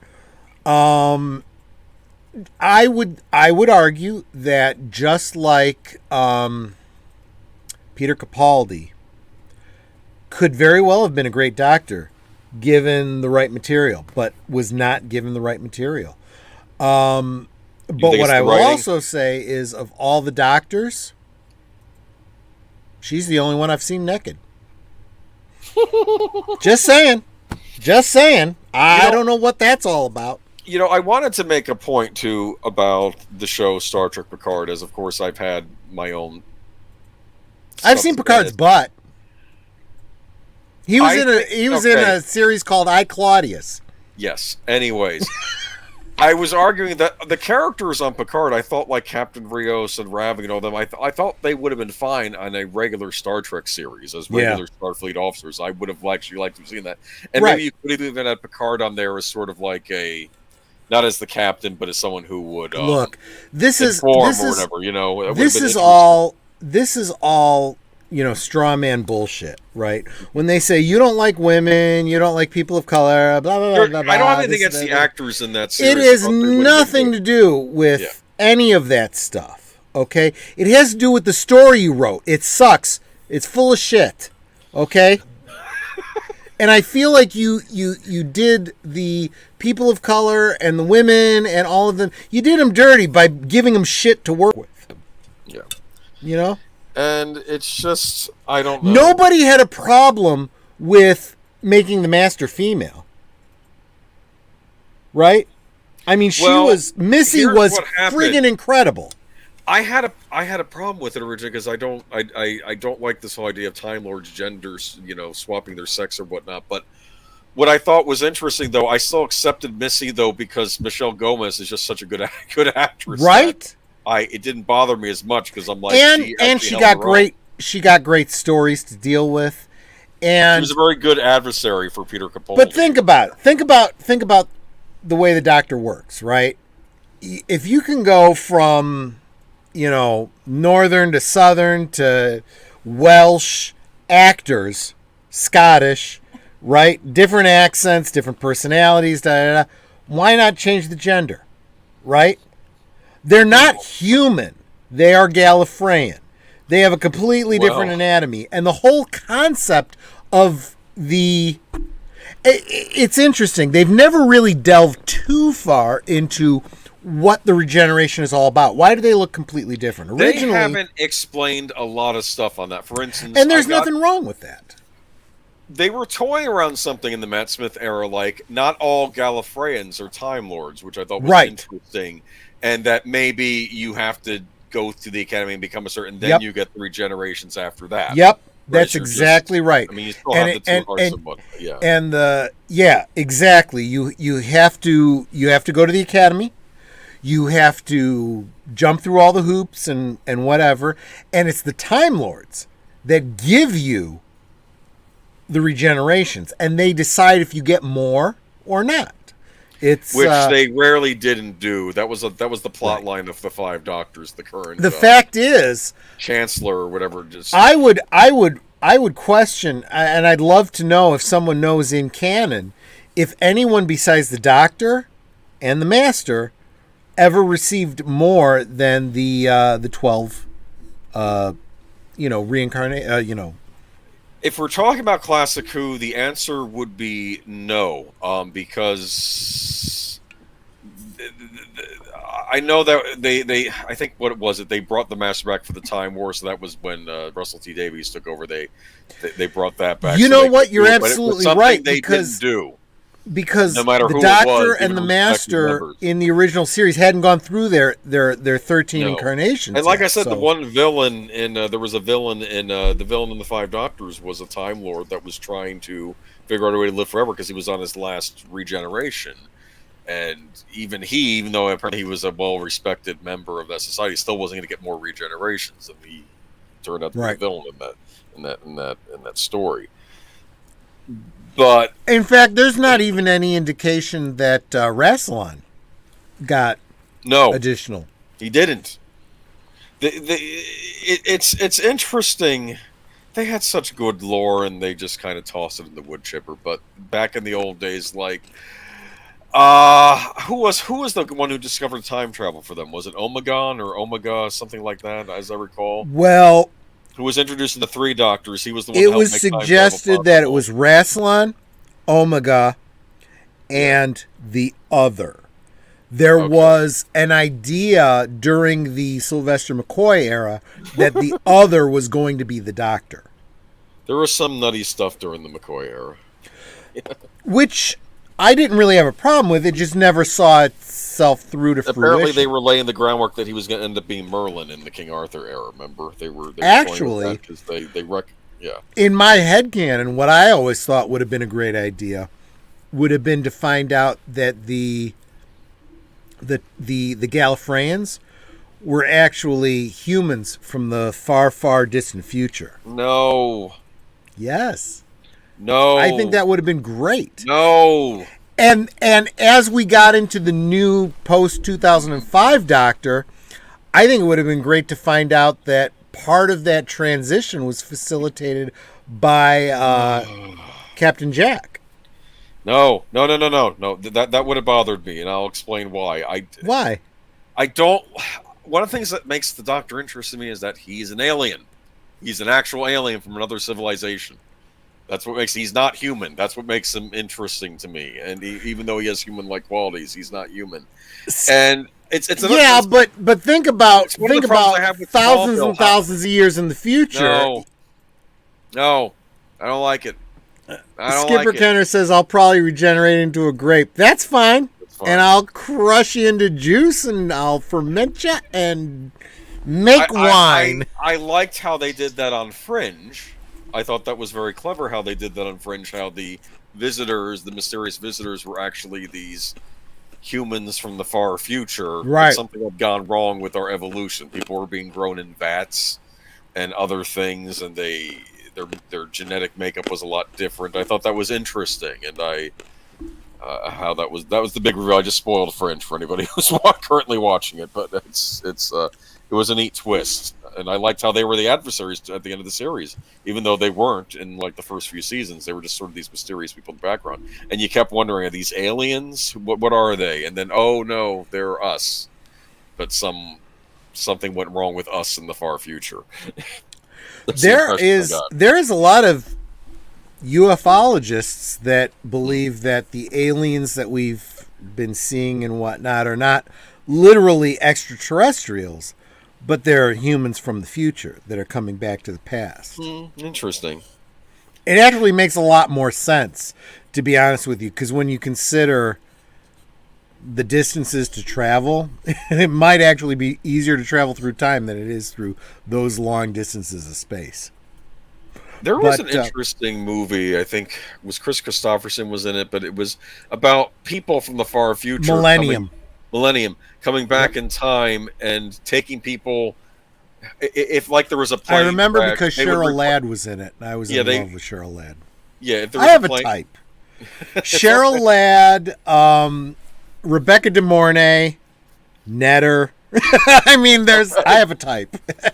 What was interesting was that every guy has a type, but what was interesting is they would kill. They weren't taking people. They were basically abducting people from the past that would have died anyway, like people who died in plane crashes or other. Right, They could create a dead body to put in their place, but they couldn't bring new people about in the future, so they had to take people from the past and bring them forward. There was actually a Doctor Who story like that. So it was kind of interesting. There was actually a Doctor Who story like that where, bless you, Netter, where people in the future were coming back to the point of someone's death and kind of like uploading them to a computer. You know, if I remember correctly, it was the one with Peter Capaldi and the first Doctor. It was just before he turns into Dr. Karen. Interesting. But yeah, interesting concept. But yeah. So anyway, what it comes down to is we do a lot of bemoaning and complaining about our franchises that are dying, but I always want to point out that there's always hope. All of these things can turn around. Everything can be retconned. Everything can be, rebooted. It happens all the time. And there's so many black pills that don't want to believe that Star Wars is going to turn around. Now, I said years ago, when I saw what was happening with the sequel trilogy, I said, you know what? This can't last. The fans are going to revolt. It's not going to sell. It's not going to make money. They're going to have to change things. And think about Star Wars for a second, right? What did Yoda say? Always in motion is the future. Right? Difficult to see. Yeah. And the future is not set. That was something that Yoda was basically getting at all the time, right? He said it in a couple different places. He said it in the prequels. He said it in Empire Strikes Back. And if you think about where Star Wars is right now, we've left the sequel trilogy. We've forgotten about that. And we are focusing on 5 years after Return of the Jedi with The Mandalorian, The Book of Boba Fett, Bad Batch. Okay, all of this canon that they're creating now, the current storyline is well before that. Always in motion is the future. Difficult to see. I'm sorry, guys, but the current now for Star Wars is The Mandalorian, is Ahsoka, is what Favreau and because they've been amalgamated. I've heard people saying Favloni, right? Favreau and Filoni. It reminded me in the one Hellraiser movie where the guy takes the twins or the brothers and combines them into one. There wasn't remember that thing. Yeah. You're talking my language when you start bringing up Hellraisers. But here's the thing: these guys are working in the current present. Their present is fine. This is not a prequel. This is the present, okay? And it's leading to something other than the sequel trilogy. And everyone wants to say, no, that's not true. It all leads to Jake Skywalker. I'm sorry, it doesn't work. Follow the damn money, okay? I've laid it out for you. Nobody is buying the Jake Skywalker figures. Nobody is buying Rose Tico. Nobody is buying any of them. I have a question. We talked about figures. What about the vehicles, like the big? My ears. Oh, sorry. Sorry, Netter. What about the ships from the sequel trilogy? Have they sold? Did they even make ships for these figures? They made Poe Dameron's X-wing. Okay. All the vehicles, like the new AT-ATs that they made and all that. Okay. Great question. So they made a TIE fighter from the sequel trilogy. It did not sell. It lost money. That was the big one that Hasbro took a hit on and said, you know what, we're not doing any more sequel trilogy stuff. Well, that says something if they can't even sell a TIE fighter from the suit. That's like a basic thing people would buy. A big part of that was it was a prestige thing, kind of like this Razor Crest. It was huge because it was the original Kenner toys, the play sets and the vehicles were all kind of undersized to keep the price down, right? And over time, they got to be closer to so if you bought the Millennium Falcon, it was very tiny by comparison. You could barely fit Han Solo and Chewbacca in the cockpit, let alone Luke and Obi-Wan behind them, right? Then in the late 90s, they put out a bigger Millennium Falcon where you could put Han and Chewie next to each other, and you could put, Luke and Obi-Wan behind them. There was more room. It was a bigger vehicle.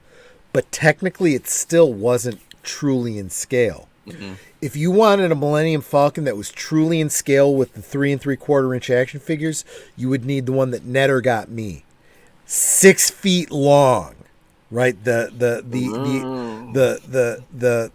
Millennium Falcon Extraordinaire, which was really just a vacuum piece that hung from the ceiling at Toys R Us. Okay, that's the size of the Millennium Falcon by comparison to the figures. You can't sell that, right? Even the Razor Crest, honestly, is slightly undersized. The Katana, the sail barge, technically undersized. But oh my gosh, that thing is big. $500 if you bought it as it was originally released. Cost us way more on the secondary market, let me tell you. But $500. And the thing is huge, and it's still slightly undersized if you were looking at scale. So if you look at the TIE fighter that originally came from Kenner back in the 70s, very undersized, right? Got bigger and bigger as they re-released it. And when they re-released it with the sequel trilogy, the thing was huge. It was comparable to this Razor Crest that I have next to me. You know, like I couldn't even fit it on the screen right now. And people were not buying it. People were not buying it. And this is where the message has such a fine point. Nobody would buy TIE Fighters from the sequel trilogy, but they backed the Katana for $500. Says something. That says a lot. And Hasbro knows. Hasbro knows. And they made it very clear. We're not putting... You can't get a 3 3/4 inch Admiral Holdo figure. You know? They tried putting her out in the 6-inch line and nobody bought her. In fact, if you went to Hasbro and looked at the comments, all it was roasting the idea that the figure even existed. And they pulled her from the shelves. Nobody wants her. And usually when things get pulled from the shelves and not a lot sell, the value goes up. But the value doesn't go up if nobody wants the damn thing. So, guys, follow the money. Do all roads lead to the sequel trilogy? If they can't make any money on the DVDs and the action figures, no. They know the fans don't like it. There's this small percentage of people that are very vocal on social media that aren't buying shit.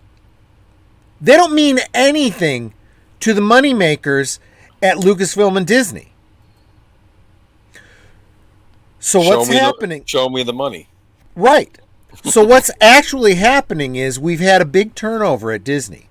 And we are seeing Iger being replaced. We see everyone that worked for Iger being replaced with people from the financial area. And they are putting Star Wars in the hands of people like Jon Favreau. You seem to be doing a good job. They don't need to know any of the lore. They don't need to know anything other than, hey, Jon Favreau, you came up with Grogu, and he's making money. And your Mandalorian and all that, that's making money. And let me tell you something. There's a lot of people out there bitching about the Book of Boba Fett. Saying, oh, it was so too slow, and it was, I didn't like the pacing, and he's not a badass anymore, and fuck you. Because the action figures are selling like hotcakes. And people are clamoring for Book of Boba Fett branded action figures. So, Lucasfilm does not give a fuck what you think. Ow! Sorry. Can I read Matanui's comment? Yeah, please. Screw. Let's go bigger. Give me the actual Millennium Falcon. I'm leaving this planet. I like that. Yeah, I dig it. Do 0.5 past light speed, kid. And yeah. Then, Skipper Kenner says, not to be concerned, but consider the money as a river that the future of Star Wars flows along. Yes, absolutely. No. This is what it comes down to, people. So you can try to push your YouTube channel by being a black pill, by continually saying over and over and over again, all roads lead to Jake Skywalker. That's not how business works, people. Okay? All roads do not lead to financial ruin. Okay? All roads lead to profit for companies. And there is no profit in the sequel trilogies. I was going to say except for Paramount. Paramount is where Lucasfilm was half a decade ago. Okay? They are learning that lesson. Okay? That's a topic for another night. We'll talk about this Sunday. What are they pushing? They're pushing Sonic the Hedgehog because that's their cash cow right now. Yep. What is not their cash cow seems to be Star Trek. No mention of Star Trek anywhere. You know what I was thinking? You were saying focusing on the stuff, the current Star Wars stuff, you're a Star Wars, but maybe focus on the Orville if you're a Star Trek fan. Yeah. Yeah, that's pretty much it. That's even though pretty it's not much a, it. it's not technically. That's a technically perfect Star Trek example series. of someone just like George Lucas. George Lucas wanted to do Flash Gordon and couldn't get the rights, so he made his own thing. Same thing with Seth MacFarlane. He wanted to do Star Trek. He's a Star Trek fan. Saw what was going on with Star Trek and said, screw that, and decided to make his own thing inspired by Star Trek. And it's way better. The Orville is to Star Trek what Star Wars is to Flash Gordon. Mm-hmm. Oh, Matanui says, not all roads lead to corn. I still like popcorn. Yeah, I need to watch the Orville. It's been on my to-watch list. I have so much stuff to watch, though. It's not even funny. But yeah, Orville I need to watch because I've heard good things, and I need a Star Trek That's the replacement key. because this is just Skipper depressing. Kenner says, Orville is so much fun. Discovery is not fun. Picard is not fun. They are fucking depressing. You know what's funny about Discovery versus Picard? I didn't really like the characters on Discovery, but on Picard, it's more like I felt sorry for the characters, whereas I wish that they were just on a normal Star Trek Which series, is the exact opposite of where you were in Star Trek The Next Generation and all those other shows. Yeah. You wanted to be those characters. You wanted to live in that world. That was a beautiful utopia of a future that you were looking forward to. Yes, well, anyway. I don't know what to tell you about that. And now, of course, they're saying, we're in talks to do another one of the Abrams Chris Pine movies, which I'm saying is just... I think that's a bunch of BS.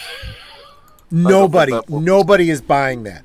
This is what, the third or fourth time they've made this claim? You were in talks 6 years ago. This is a joke. You're not in talks to do anything. Yeah.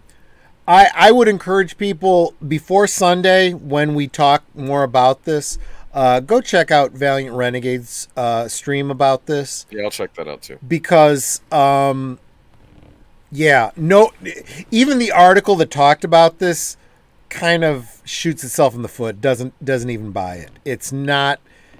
Nobody believes this. So the article that came out that claimed that they were going to be doing another J.J. Abrams film with the cast of Star Trek Beyond or whatever, the article itself even says they are planning to go into talks with these actors to do this film. So they haven't even talked to these people about it. It's not happening. It's not happening. Just like the last 2 times they brought this up, they're just trying to build up hype for investors. But the investors have figured out, no, I don't give a crap what you're saying. You've cried wolf too many times. I know it's not happening. There's no money in Star Trek. I look at the stock price. The stock price is dropping. There's no value here. Can you explain to me how we can get, whether or not you like the Marvel movies or at least, but even at their height, you were getting like 2 or 3 Marvel movies a year, whereas sequel to Abrams' Star Trek Into Darkness 4 years before that came out. What's going on here? I don't understand it. I thought the whole point was they were relaunching it and they were just going to keep spinning them out like every couple of years. There are a lot of moving parts, okay? And it is kind of apples and oranges. So Marvel in its heyday was they could be working on 3 movies at the same time. You had different directors, different writers, and different cast. So you could be making separate movies, right? As long as you had somebody like Favreau or, Kevin Feige or whomever overseeing all of it and making sure they all jive together okay, you could have separate movies going. Problem with Star Trek is they haven't done well. The actors are asking for too much. They've gone on to other projects and are going, look, like Chloe Saldana, right? Guardians of the Galaxy. She went on to Guardians of the Galaxy. Yeah. And she made more money there than she did with Star Trek. And she's like, why should I come back to Star Trek? Chris Pine's in Wonder Woman. Yeah. Yeah, exactly. Exactly right. So if you can't get them, Chris Hemsworth is not coming back to play, Kirk's dad, right? He's Thor. Okay? You're going to have to pay through the nose to get him. And they can't pay through the nose for these people anymore because Paramount nobody has is no money. going to these movies anymore. And look, I don't care how many people are on the interwebs saying this is the greatest thing ever and, I love my representation and, gender fluid and what.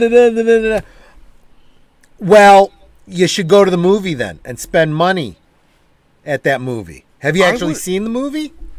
No, but I would be curious if they actually did a new big budget, over $100 million Star Trek movie, how it would do at the box office right now.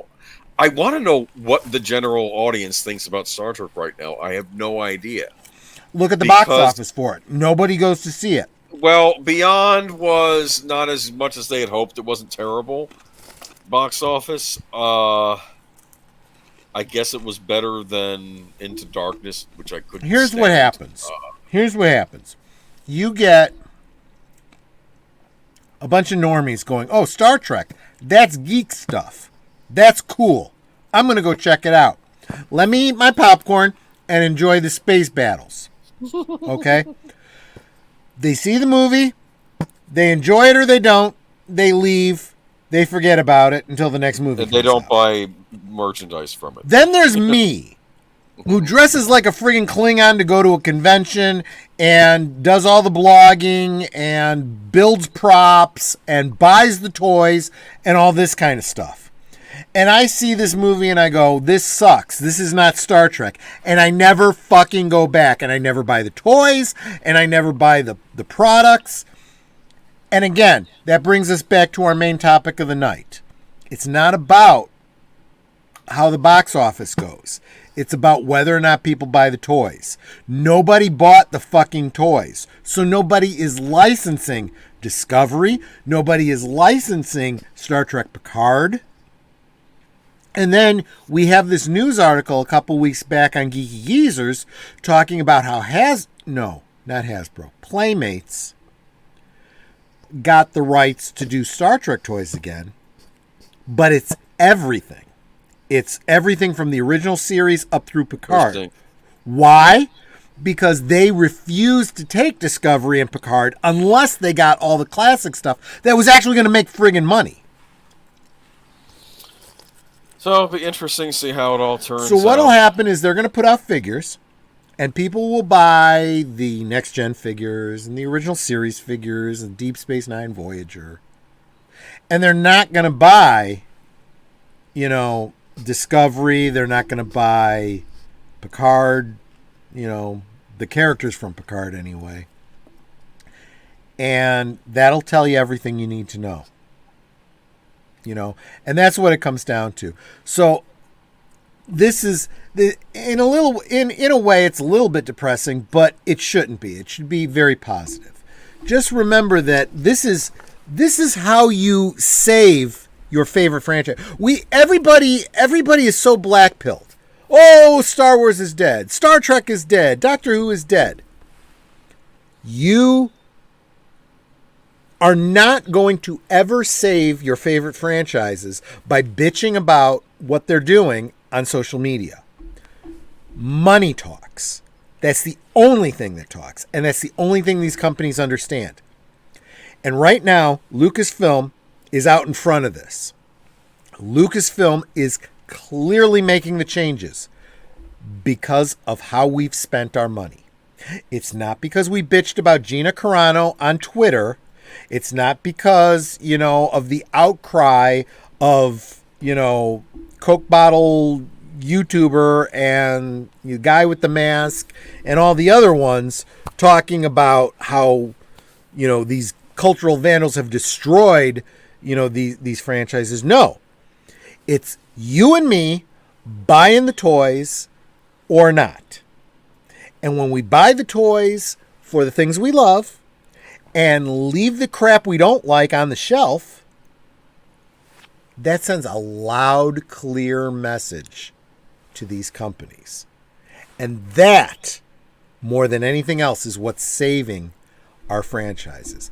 This is why they are not leading up to the sequel trilogy. They are leading up to something new. Something new that we haven't seen yet. And it's worth looking forward to. I promise you that.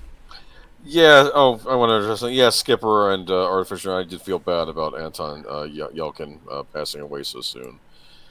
Yeah, I mean, honestly, though, I mean, they're never going to get around to another film with those characters in it, so we're never going to have a film that leads There them out. was a way around it, though, if they did. You know what they could have done? If you remember Star Trek, the animated series, I believe Chekhov wasn't on it. Instead, you had this very long-necked alien in his place. They could have done that for this next movie. Remember that? Think about Lieutenant Eric's. Yes, that they would could have had Lieutenant Eric's on there, and it That wouldn't even would have have been it awesome. wouldn't even have conflicted too much with. Well, not that the Abrams is that it's a new canon, but and he you know would what have I been mean. basically a CG character. Yeah, you could And do that. and we with now have the effects. technology to do exactly So that's that. how they could have handled that. But I don't know. I've had Look, a lot of Look at what they're doing in Book of Boba Fett with Luke Skywalker, right? It was a big deal when Luke Skywalker showed up in the last episode of The Mandalorian. When he shows up in Book of Boba Fett, he's just an incidental character in another character's series. Right? So what they're basically saying is, look, he's out there. We got stories to tell with him. And it's part of a bigger universe. Well, we're acknowledging that he's out there. Didn't they do a whole episode of Mandalorian where it was just Boba Fett too? Wasn't that also a thing with the Mandalorian? Didn't they do a whole episode about Boba Fett getting his armor back or something? Or mostly, yeah. Okay, that's exactly it's it. Not... Yeah, that's the disingenuous thing that people bitch about. People forget that, you know, the Star Wars Empire and Jedi were basically the adventures of Luke Skywalker. At least that's what George Lucas said. But every now and again, they'd have to cut away to Darth Vader and Grand Moff Tarkin, or, you know, what was going on in Jabba's palace and stuff. And if this was a series instead of a 2-hour movie, you'd have a whole episode that didn't even have Luke Skywalker in it. You know what did that? The radio drama did that. Yep. You would have episodes focusing just on Princess Leia, you know, being captive. Hell, look at Empire Strikes Back. You got Luke going off to train with Yoda, and you have Han and Leia on Bespin. You know? It's like, dude, deal. Get over it. This is storytelling. You know, this is the way it goes. You read the Song of Ice and Fire, or for those of you that only know it as a HBO series, Game of Thrones, right? You follow one character for one chapter, and then you go on to the other character for another chapter, and you go on to another character for another chapter. And honestly, we haven't gotten to the point in Game of Ice and Fire, Song of Ice and Fire, thank you, that tells us who the big character is. We don't know who sits on that Iron Throne eventually, yet. But we will look back at all the books and go, oh, it was that person's story. Guys, you got to understand how stories are told. You got to understand how good writers do movies and TV shows, and kind of get your head out of your ass. That's the problem that I've been seeing from a lot of these fans. Well, looks like Matanui's going to bed. I guess it's getting to be that time. Take it easy, Mananui. Thanks for hanging out with us. Artificer Joni says, I've seen reaction videos of Luke's scene in The Mandalorian. It was clear that what the fans wanted, this is our Luke. Yeah. And let me tell you something else. Have you seen a picture of the guy that they had playing him, not in The Mandalorian, but in this, in Book of Boba Fett? I swear he looks like a young Mark Hamill. And I'm looking at him going, did they even use CG for him? They almost don't have to. Do you know what it reminds me of? Actually, it's like Rosa Salazar playing Alita, how like yes, the Alita was still CG, but it's still really her face. Maybe they were trying to go for something similar with this actor. She is so pretty. She really is. She's a wonderful actress. She needs to show up. I'm surprised Robert Rodriguez didn't stick around Book of Boba Fett. Maybe she was doing other things because she could have been. I think if he had his way, she would have been playing the female lead of the mods. Right. But, But, absolutely. And that's the other thing. Everyone bitches about the mods and their space Vespas. Guys, you got to understand there's a bigger picture going on here. This was Robert Rodriguez stumping for an Alita sequel. And if we get an Alita sequel out of this, I'm totally fine with space Vespas in Book of Boba Fett. It'll be curious if they make toys out of them to see how those sell. I'll buy the fuck out of those things just to be contrary. Okay. I absolutely will. Anyways, so Yeah. Yeah. Anyway, I had intended for all the bitching that I did in the past 2-3 hours, to kind of give everybody a little bit of hope, okay, and make the case for why you should have hope. And if anybody is out there saying all roads lead to Jake Skywalker, they need to put up or shut up. I've laid out my case for why that's not going to happen. You know, I mean, just as surely as the sun comes up in the morning, companies chase profit. They might be slow to it. They may not realize that what they're doing is not helping them. But once they do, they are focused like a laser beam on those profits. This is where the profits are. It doesn't lie in the sequel trilogy. It lies in whatever vision Favreau and Filoni have. Absolutely. Skipper Kenner. Yeah, no, I'm wrapping up anyway. So, Peeps? Peeps. Are we as peeps? I guess that's We're a the good thing. peeps. Okay. We're the peeps. But yeah, no, it's silly, but I think it was a send up to Alita, and this is just a reminder that hey, if you enjoyed what we did here with Book of Boba Fett, don't forget Alita, Battle Angel. I want to do a sequel. There was silly stuff in the original trilogy too. I'm sorry, Chewbacca yelled. Ewoks.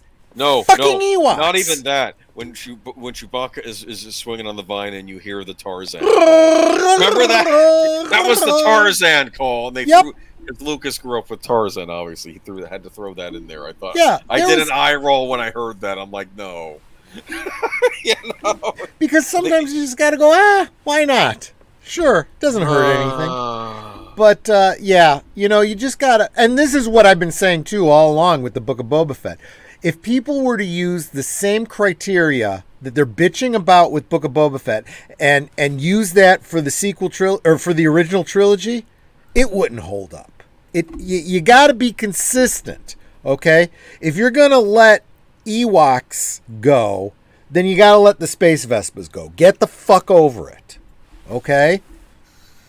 Not everything is perfect.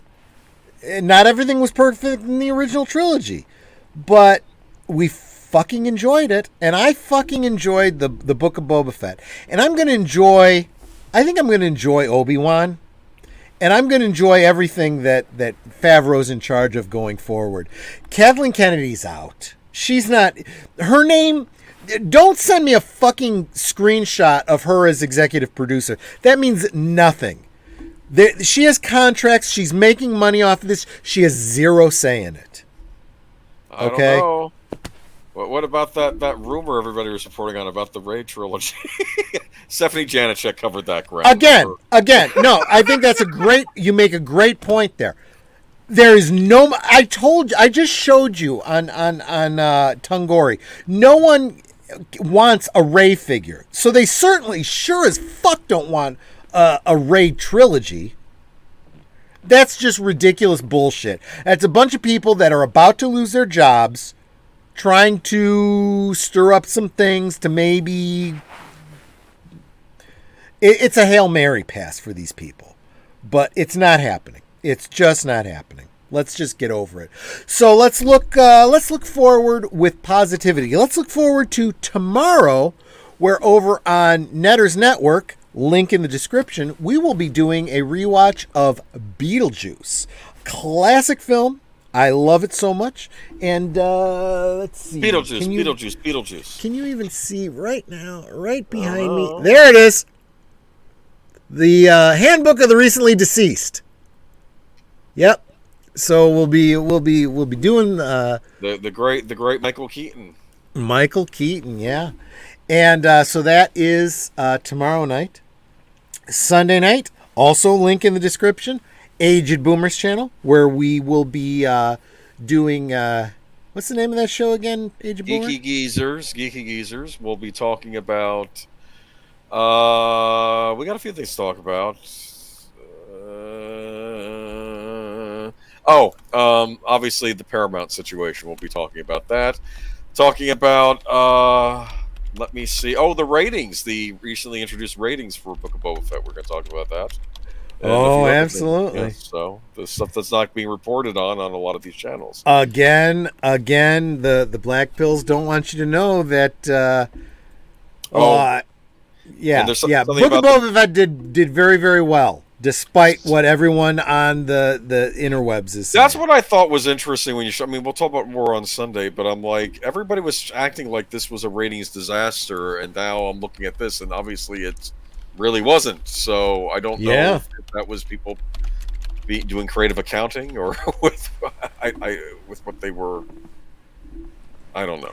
It's late. Anyway, that's Sunday. Mr. Matchstick, who did drop his link earlier in the stream. What's going on Tuesday? Do we know? Nothing this week. Following Tuesday, actually, first Tuesday of March, though, we will be having another Culture Fortress. So that should be interesting.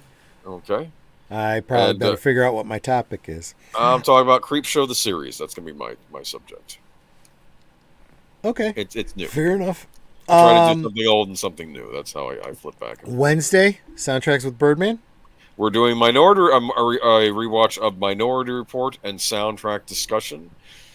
And we'll guys, see if it's probably best that you're not having me on with you guys, because Minority Report would lead me into a whole political tirade. Yeah, perhaps not, but that maybe we could do it on your channel someday. Actually, you know what movie we do have to do on your channel in the future is Demolition Man. We do have to get around to doing that. Absolutely. You know what? Maybe we do that next week. Okay. I don't have anything else lined up, so let's rewatch Demolition Man. Let's see if anybody else tentatively plan on a rewatch of Demolition Man. Yep. So that's let's see, Wednesday, Thursday. That brings us back to next Friday. So there we go, Demolition Man. There you go. I may end up depressing everybody with that, especially with what's going on in the world.